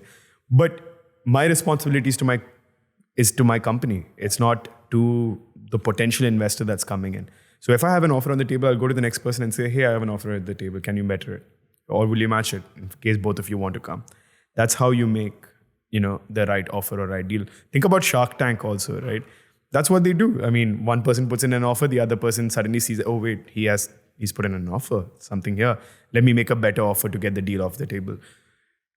Because it's a speculative market, a lot of value is in who else is willing to put money into it, right? And so let's say a big name like Sequoia comes in. One, I would want Sequoia's capital because it's a big name. But let's say Sequoia comes in, but I use that to get a better deal from Lightspeed. These both are behemoths in the industry. But because Sequoia has shown interest in me, Lightspeed probably is going to be like, oh, there's something here. Maybe we should put a better deal on the table. So think of it as any kind of negotiation, right? And that's how the industry works. Interesting how FOMO works on such large scales as well. We parked aside the question about salary. How does a founder decide how much to pay themselves at each stage? Founder salary. how I miss my good old salary of my venture capital days. But I think there is no right answer to this, unfortunately, because the reality of the matter is that if I'm an investor, and just for the audience, I was an investor previously. I used to work in venture capital. My goal is to ensure that, or an investor should be able to ensure that the founder that I'm backing is giving 100% of his time, mind space, and thought process into the company, right? What is going to, whatever is going to make that possible for the founder is something that I should support. So if a founder is on a day-to-day thinking about how he's going to meet his rent next time, or how he's going to support his kids in school, or how he is thinking about his parents retirement and all of those things, that's a founder that has less time to think about the company. A founder should be able to pay themselves whatever it takes to get those off of mind, but also not enrich them, right? So because your value or your outcome is in the company's outcome, because when the company succeeds, IPOs or gets an acquisition, that's where you should be making the money as a founder, not in the journey. So of course, as you raise more capital, as you grow as a company, as your revenues increase, of course your salary is also going to increase. But fundamentally, you can never be at a point where you're pretty much matching your salary from your previous job at an early stage. I'm talking strictly about early stage right now. Of course, if I'm at the scale of Meta, or I'm a scale of Amazon, of course I'm going to take the kind of money that all of these other people take. But always remember that your real monetary financial outcome is in the valuation of your company, or in the equity in your company. Is this a red flag that VC firms look for if there are founders on both sides? If they're trying to get a higher salary for themselves, or trying to be too protective of the chunk of the pie? Of course. I mean, the protective chunk of the pie bit is more like, I wouldn't say it's a red flag for them. It's like the founders being unreasonable, right? We are putting in risk capital to let you grow. If you don't, you're not going to grow like that. So they might look at the founder as a little idiotic. I mean, of course, it's a founder's duty to protect their equity, and they should negotiate hard. But after a certain point, if it gets to the point of like, this is just delusional, then it would be a red flag. But on the other side, on the salary side, I think 100%. Like a founder who takes, I would say, if the founders set aside 20% of their fundraise as part of their salary, their personal salary, that is a massive red flag. That's less capital to build your team, pay your employees, do your marketing, do your R&D, whatever it is. So it is a delicate balance. Again, there is no specific numbers that I can give you on it. It depends on market. It depends on where you are in your journey, whatever it is. But a founder needs to be comfortable so that they're not thinking about survival. And at the same time, a founder should not get too comfortable where they're like living the lavish lifestyle off on company dime. And that's my personal opinion, to be honest. Yeah, hot takes all around. Okay. Is there a difference in what the VC firms look for at these different stages? Is it true that in the first few stages, they're only looking for what the founder is like, the personality, whether it's a fit, what drives them? Or do they also take into account the actual idea, the market, the size of the market, revenues, margins? And then later in the funding rounds, how important is it to still gauge for the founder's personality? Obviously, he's already established it so far. At that point, is it just purely a numbers-driven decision? Does it change over time? Absolutely. So early stage, the bets are largely on the founders and the size of the market, right? If you're going after a big market, great. And this is the terminology that's used is TAM, which is the total addressable market, and what part of it that you can win, right? Which is your serviceable addressable market, SAM, and there's also SOM, which is obtainable market. Love it. So TAM, SAM, SOM really matters, but let's just stick with TAM, right? Which is basically what is the market that you're going after. In early stage, it is impossible to like have actual numbers, that might correspond to how much of the market you can grab. But in a world of fintech or education, edtech, health tech to a certain extent, you can come up with those numbers, right? Because there's years and years of data, lots of studies, everything that's done. So you know that you're going after a 10 billion market or a 20 billion or a 700 billion market or a 1 trillion market. VCs definitely want a large outcome, so they want large markets that you're going after. But the founders are paramount, and usually founder market fit is what they're looking for. Are these the right founders to solve this problem that they say that they're going to solve? Everything else is pretty much arbitrary, to be very honest, right? Because that evolution happens. Now, early stage is everything from, angel round all the way until Series A. Series A onwards, and nowadays even earlier, numbers. At that point, you've established you're the experts in the field, you're the right people, the company is growing really well. Then it's not founders anymore. Of course, it matters. It matters who's building the company. But if there's traction and there's real good traction, now you're simply talking about You already have a track record. numbers. You have a track record, and then it's your MIS. Your basically how you're growing month on month, how your costs are decreasing, how your revenue is growing up, how your net profit is increasing, all of that. Earlier, when we were talking about before even raising capital, the big question is you want to decide whether you want to be a venture backable company and whether you want to get on that startup treadmill. Chamath Palaipetia, I always mess up his surname. He's a popular critic of VC firms. And he often says that, I have his quote somewhere here. He says that VCs only focus on generating press and quick returns rather than creating quick value. He's called them soulless cowards, and that's on a good day. He believes that they're plagued by a short-term mindset that undermines the potential for meaningful innovation and societal impact. And that was one of the reasons why he launched Social Capital as well. Do you think there's some merit to the fact that most VC firms are just trying to maximize returns? They focus on short-term gains. And as a result, these incentives are so skewed that they don't end up incentivizing solutions that are actually innovative, that might have some impact, that might improve sustainability, equality. You work in deep tech. Is it true to the fact that because maybe deep tech is still, it's uncharted territory, it's still tough to gauge how the market's going to develop, but it's an innovative solution, definitely has impact. They won't favor you guys because there's a more attractive product and a more attractive market on the side. Okay, so I have a two-pronged answer to this, right? This quote I'm familiar with, and I know that these days there's a lot of criticism on venture capital, and rightfully so, okay?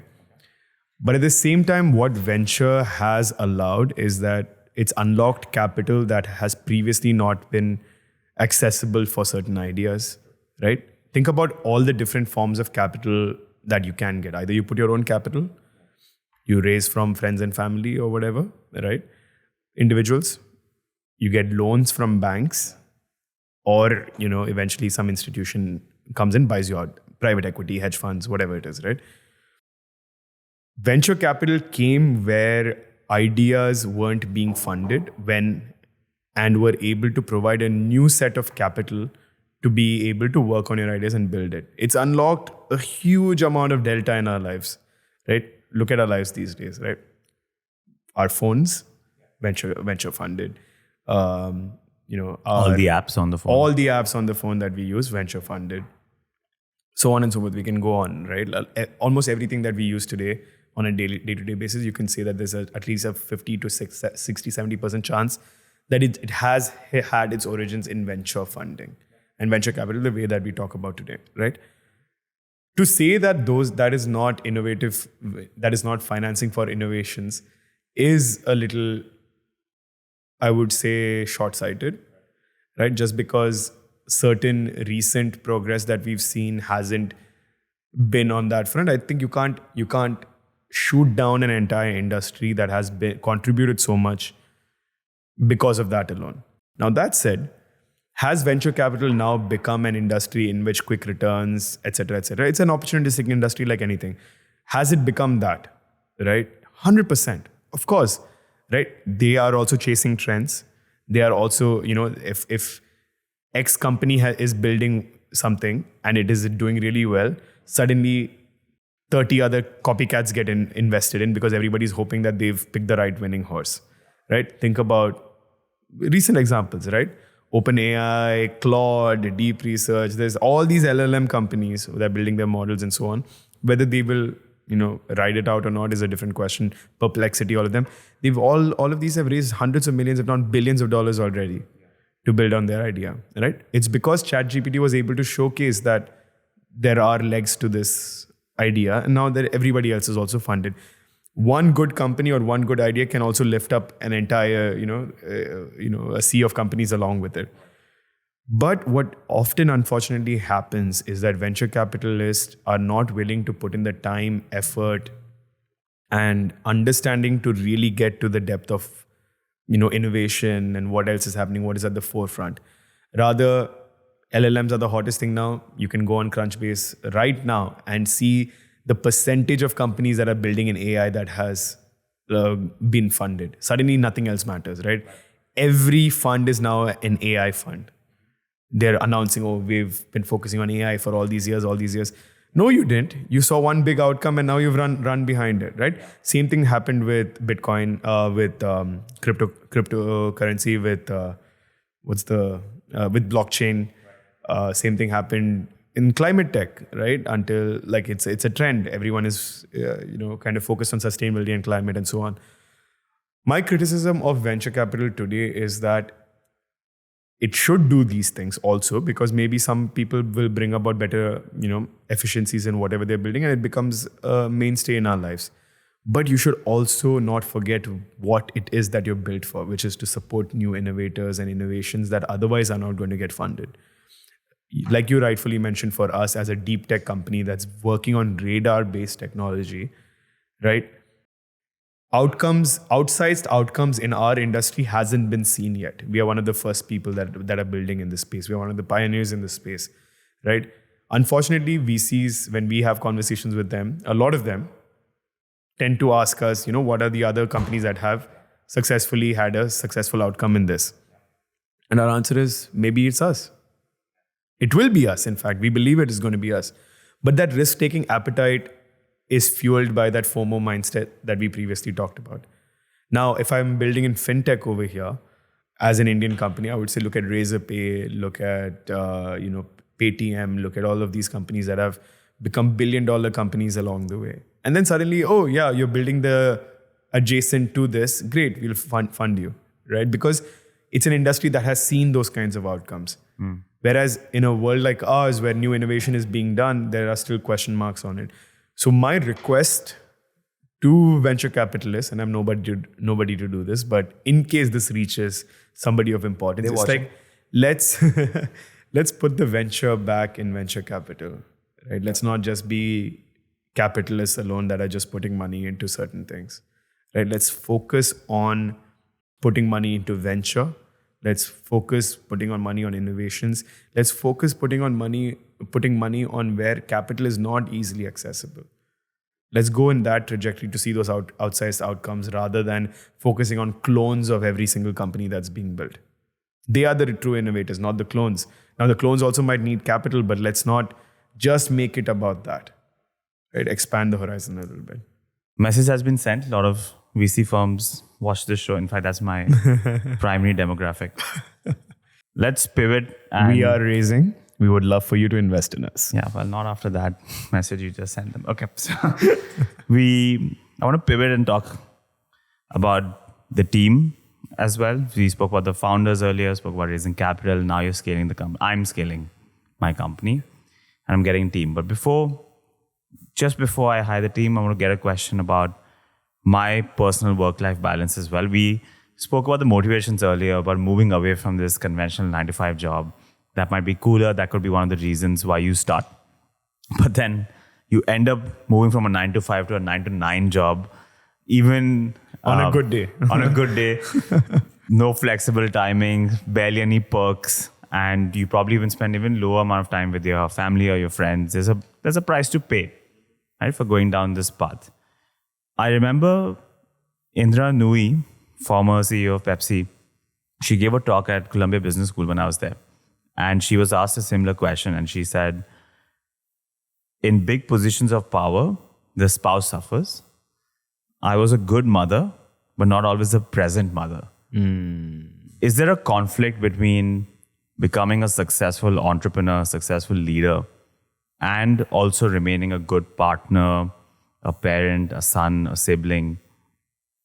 Because the commitment that's required from you, the amount that you have to devote, both physically and mentally, it means that there's a price to pay. And there's no way that you can actually balance both. There's no way you can half-ass it, for lack of a better word, just because the amount of time you have to devote to building a company is so high that you are going to probably compromise on your personal and social life. Yeah, this is something that I think is going to invite a lot of differing opinions on, because people have, again, different priorities. Like even just my co-founder and my own examples, I am largely single. I do not, I'm not married. And whereas my co-founder is both married and has a child, right? The fundamental issue over here becomes then, how do you prioritize your time? Because he cannot stop being a father, a husband, a son, because his mom also lives with him and so on. And similarly with me, I can't stop, showing up for my partner. I can't stop showing up for my parents and so on, right? There has to be an understanding when you get into this journey that sacrifices are going to be made. And most likely it's going to be made on the side of family, friendships, hobbies, and so on, right?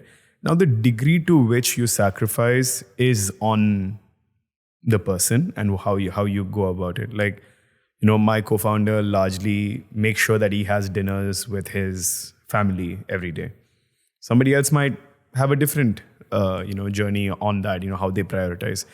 For me, I see my friends a lot less these days, but whenever I do, I try my best to be present as much as possible, right? I can't take it for granted because I spend so little time with them that I need to make sure that it's quality time, right? So I can't have distractions at that point. I've noticed some founders, they stop working out, they stop eating right. There's so many things that gets, I think, sacrificed as a result of this. Whereas for me, I make sure that I work out every single morning, right? That whenever I'm in town, I'm in India, I have my routine set where I go work out. I'm trying to eat clean as much as possible. And that's my way to ensure longevity. What I would say is, despite all of these sacrifices, again, something that a founder needs to think about is that it cannot be a sprint at all times, every time.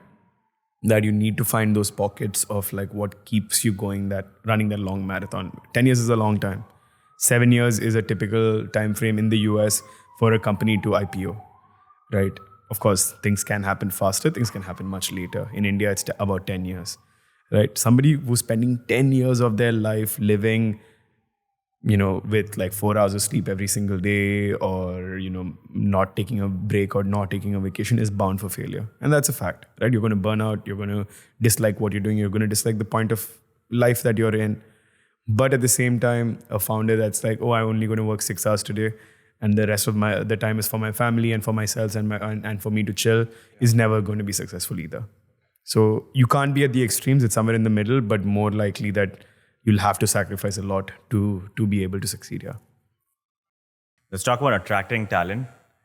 I want the brightest minds to work for my company, but obviously I can't offer them the comp that those big corporations are offering. Also, not even close in early stage. Not even close, unfortunately. Also, if I'm trying to build in India in particular, there is a perception, maybe it's a myth that you can debunk, but there's a perception that the brightest minds often leave the country and contribute to this brain drain. And they're encouraged to leave the country and go to a place like the US, for example.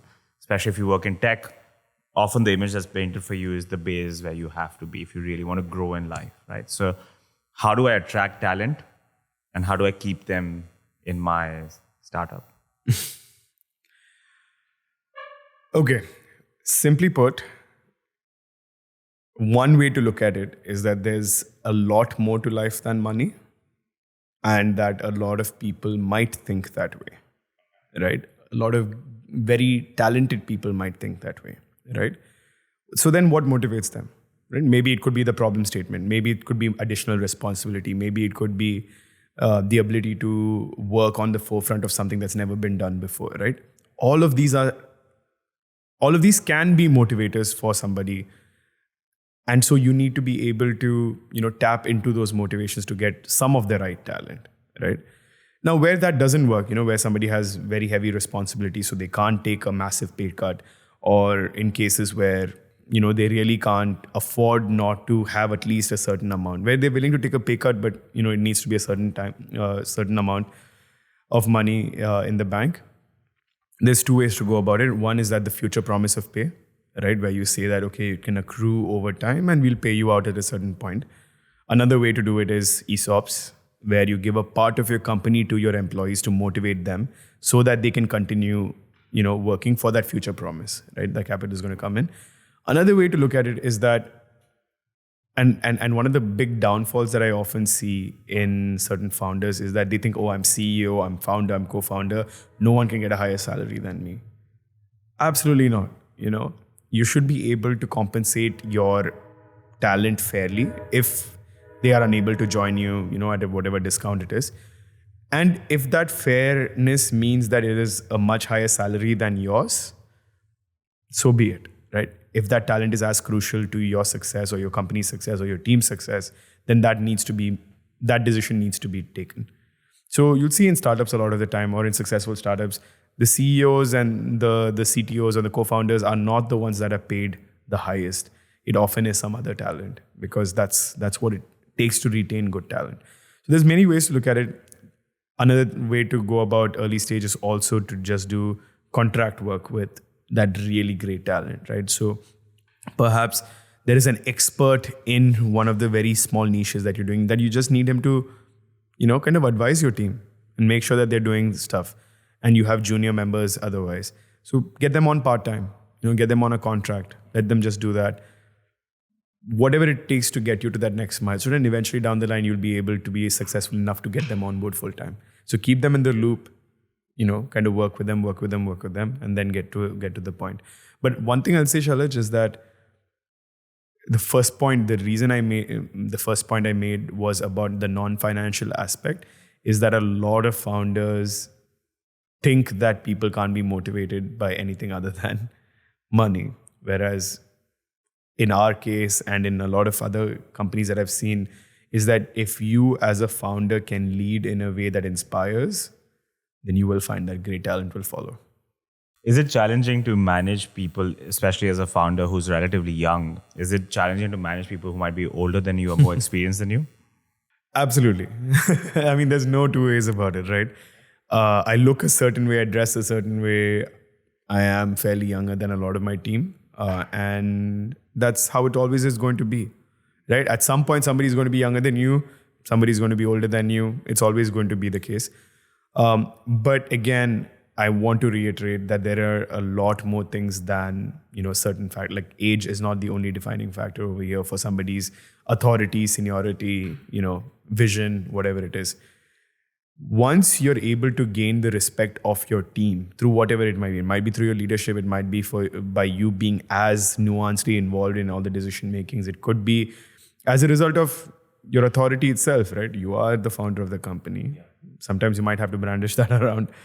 Whatever it takes, it is important to come to terms with the fact that you will be managing up and you will be managing down. But ultimately, in the whatever hierarchy you've set up, you're at the top as a founder, right? And you will have to wield it at times. I think the biggest example of late that we've seen, of course, we had the examples of the Zuckerbergs and all of those that have come out of college and built generational companies, always managing up, literally almost always managing up, right, in age. But a very recent example is in India of a company called Zepto, where 18-year-old founders have built this 10-minute delivery company in an industry that is cutthroat. Logistics is cutthroat. Delivery is cutthroat. It's operations alone, right?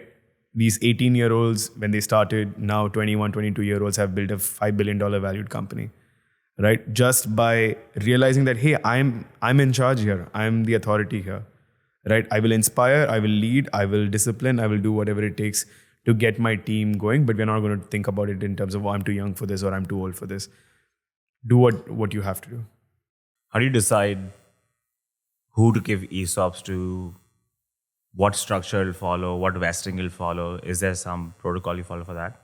I mean, there are, of course, you can read up all over the internet about like what standard practices, like for example, 4-year vesting schedule for ESOPs at, 1-year cliff, which means you start accruing your ESOPs after a year. All of those exist, right? And I don't want to get too pedantic about it. It's very easily accessible. But who to give ESOPs, who not to give ESOPs, it's a function of like what might motivate them to come on board. Right, so somebody needs a lot more money upfront right now. Maybe you reduce the ESOPs that you're offering them. Someone who needs less money, maybe you offer a lot more ESOPs. But 2 things here, right? Your ability to give ESOPs to an employee and their willingness to take it is a strong indicator in both of your belief in the company. Because an employee that's willing to like take more ESOPs and less pay shows that they believe in the idea, they believe in the long-term vision, and they want to be committed to getting their money. Because you're committing 4 years to be able to get that amount back. And even after that, you have to pay to get your ESOPs, right? You have to pay the fair market value, which was agreed upon, to then get the shares, to then do whatever it is that you wanted. It's not like, okay, it's guaranteed, I'm getting like 80 lakhs in my bank account or 800,000 in my bank account. It doesn't work that way. So I say that it's an incredibly invaluable tool to be able to motivate your team, and it also shows you who is willing to bet on the future of your company by taking that. But at the same time, some people, for whatever life circumstances, might need an education about it. So it's as an employer, as a founder, sometimes it is my responsibility to tell them what that upside could be. Instead of just, the standard trajectory. Because if I'm hiring somebody from a legacy company, very rarely do they know about ESOPs and how it could transform their life. So I have to do the education on it at some points as well. One more question on the team. Chamath had actually raised an interesting question in a previous interview. He had said, one big decision most founders will have to make at some point is what you do with someone who's a good person, but a bad worker, and someone who's a good worker, but a bad person. Do you have ways of dealing with both, and do you have a preference for one over the other? This is a tough one, right? Because the decisions are being made on the basis of your company and what is best for your company. I think it is important to move people into that they're both good for the company as well as good people, value chain, right? The either extremes that you've talked about right now, we'll need to figure out if they're a good person but a bad worker, what would motivate them to be a good worker? And on the flip side, what is going to motivate them to be a better person or like actively be a better person to everybody around them, right? If those two fail, you have to be cutthroat about it. Both of them out. Both of them have to be. You have to make that decision, right? If they are uncoachable to become a better person, they are not a right fit for you. They can be as great a person and the best of my friends. I will still have to put my company over them. That is my fiduciary responsibility. I will tell you that you're not the right person at the moment, and I will be very generous and kind about it. But I will also be direct about it. Similarly, with the bad person that is a great worker, it will do more harm to my company long term by keeping them around if they can't change their ways. Or if they are already have done something terrible, right? They're out the door. Because the rest of the morale matters a lot. And the rest of the team should know that we don't tolerate terrible behavior, right? And at the same time, we also don't tolerate people that despite repeated, support and help and warnings are still unable to up their game. Even if that one genius would have probably resulted in growth that would have taken half the time for you guys to reach the goals that you have to reach, even in that case. A genius that's bringing down the energy and morale of my entire company is not worth, I would say, the future of my company. Okay. Well, geniuses also watch the show. All right. Let's start wrapping up. Before we move into closing questions, I would love to know what masterpiece you built with your Lego. And what do you think I've built? Oh, these are two different builds, are they? It's open to interpretation. Okay. So let's see this. If you put it this way. Let's try to get it to the camera. I think this is an Art Deco piece. Right? Like this one looks like a vase that is beautifully set up amid some good china material that you have. Yeah, and some good storage spaces. I think knowing you in your mind right now, I think you're thinking about moving and storing things and keeping things away. So this is an indicator of what's going on in your mind regarding your upcoming move. What have I built? So I have recently unwittingly found myself revisiting my old childhood obsession on Pokemon. And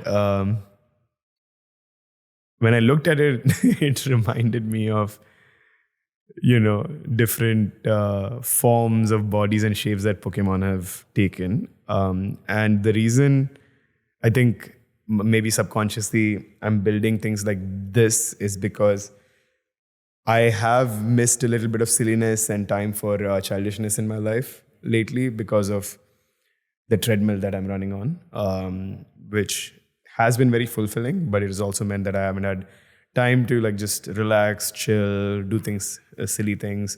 And so I think I'm searching for comfort, and I think this is comforting to me to build a Magikarp that has another Pokemon floating on top of it. Well, glad I could give you an outlet. And you're really selling it. Guys, say goodbye to chilling and comfort in your life if you want to become an entrepreneur. Final questions. What are some books, movies, role models, podcasts that you can recommend to me as an aspiring entrepreneur that would help me in this journey? Okay, for you as an aspiring entrepreneur, I think there are a bunch of great podcasts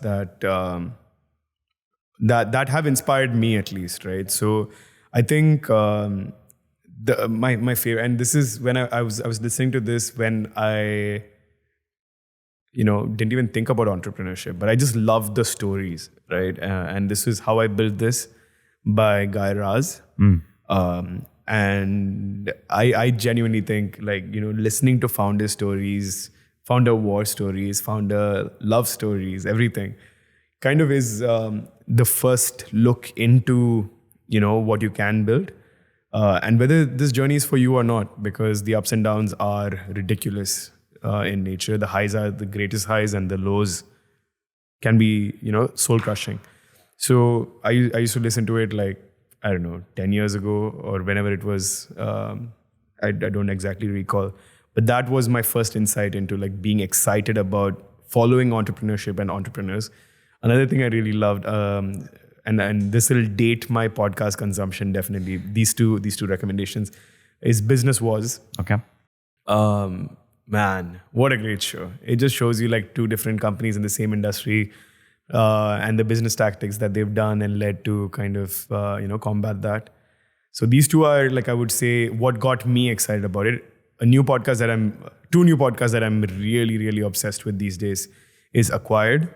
I think those two guys are doing absolutely phenomenal stuff. The deep dives are incredible. The guests that they get are amazing. And I think that kind of high standard of podcasting or even shows for that matter makes them stand out. And the second one, India Context, I would say Nikhil Kamat's podcast is truly fascinating. The roundtable style where they're in, different founders are sharing all their, details and information. I think is quite remarkable. Books, nowadays I try to read books that are either very connected with what I'm building or not connected entirely at all. So two recommendations on that front. On the side that I like the kind of books that pertain to what I'm doing in the world that I exist in right now. I really like The NVIDIA Way by Tae Kim. Again, I'm looking for inspiration in founder CEO journeys these days. And so knowing Jensen Huang's trajectory and story was quite fascinating. And then the other one I recommend actually is this book called Chinaman by a Sri Lankan author. I'm forgetting his name, but oh my goodness, it was a fantastic fictional read that any cricket fans out there, I would highly recommend to. I'm going to ask you to look into a crystal ball and make a prediction.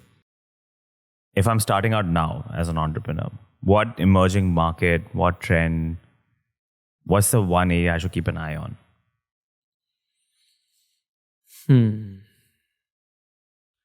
Just one? Can I give you three? Why not?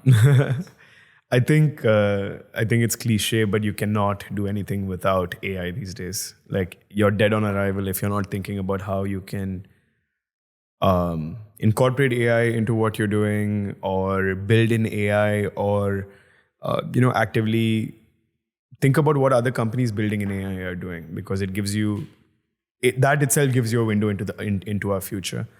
Like, I've stopped using traditional search engines entirely. It's changed my life, the way I consume information, I post information. The amount of time I spend thinking has dramatically increased these days, as opposed to the amount of time that I would sit and do things, right?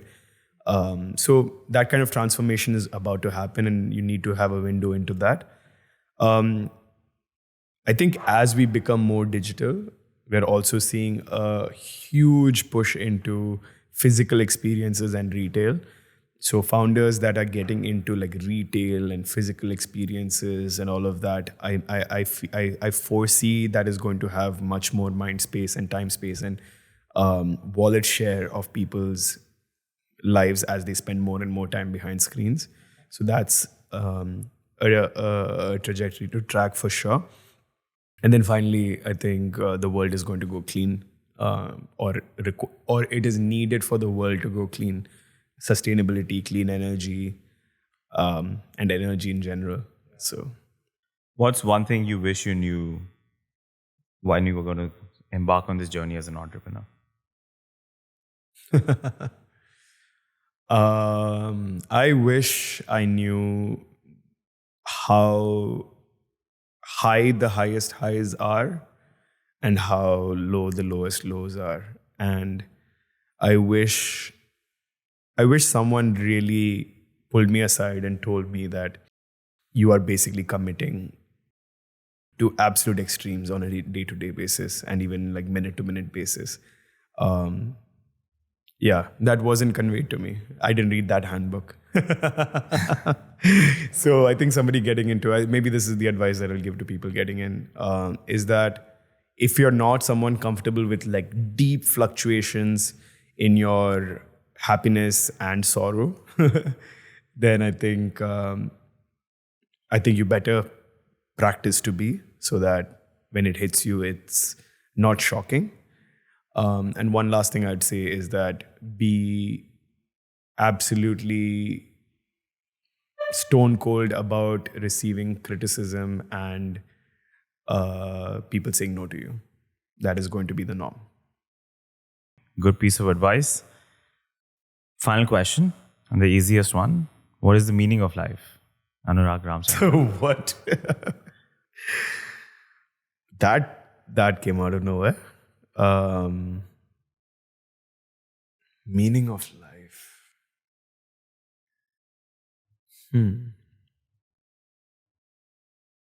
I think for me, a life worth living or a meaningful life is one in which I am excited about every single day. I wake up excited. I had a period in my life where I wasn't looking forward to the next day or excited about waking up the next day. And ever since I was able to break out from that, I think I live my life wanting to feel excited about waking up every single day. So whatever you do that allows you to wake up excited the next day, that gives meaning to your life, and that is a meaningful life. I can get behind that meaning. There's an answer you gave to this question 4.5 years ago on this show. And I guess it's an exercise to now go back and compare how your meaning has changed. I would love to see that over the last 4.5 years. I think this has been a great mentorship session. I feel well equipped to launch my AI-driven app that's going to look for the best vada pav in the city. That's what I've been working on. I'm convinced this is going to be the next big thing. Keep an eye out for it. Let me know if you want some connections to investors. I will try my best to convince them that this is the next $1 billion idea. You don't need any convincing. The idea speaks for itself. Anurag, thank you for the mentorship. If people want to connect with you, they want to find out more about you, about KuboCare, what is the best way to find you or find out more about your work? Yeah, so hi everybody. If you liked what you listened to, no, I'm just kidding. But I'm very accessible on LinkedIn. Anurag Ram Chandran. Maybe you can share the link at the bottom. Also, if you're interested about KuboCare, it is our website is KuboCare.com, and my email is firstname@KuboCare.com. So my name at KuboCare.com. You were the first guest on this project nearly 4.5 years ago, 113 episodes ago. And who would have thought that we would be here today? I did. I definitely thought that we would be here exactly at this point. So thank you for being the first guest on this show. And now for being the first person to come twice on this show. We be breaking records, baby. Let's go. We be breaking records. But one thing, Shalaj, before I know you sign off, I just want to say that it's like, yes, I was the first guest, and it's been amazing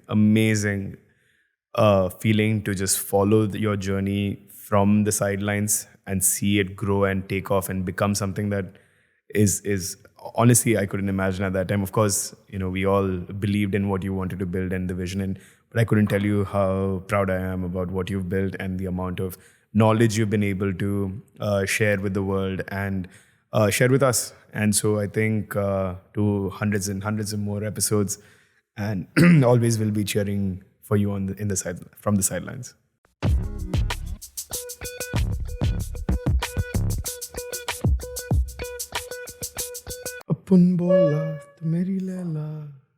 Yo, what's the pizza place nearby? You said which is banger?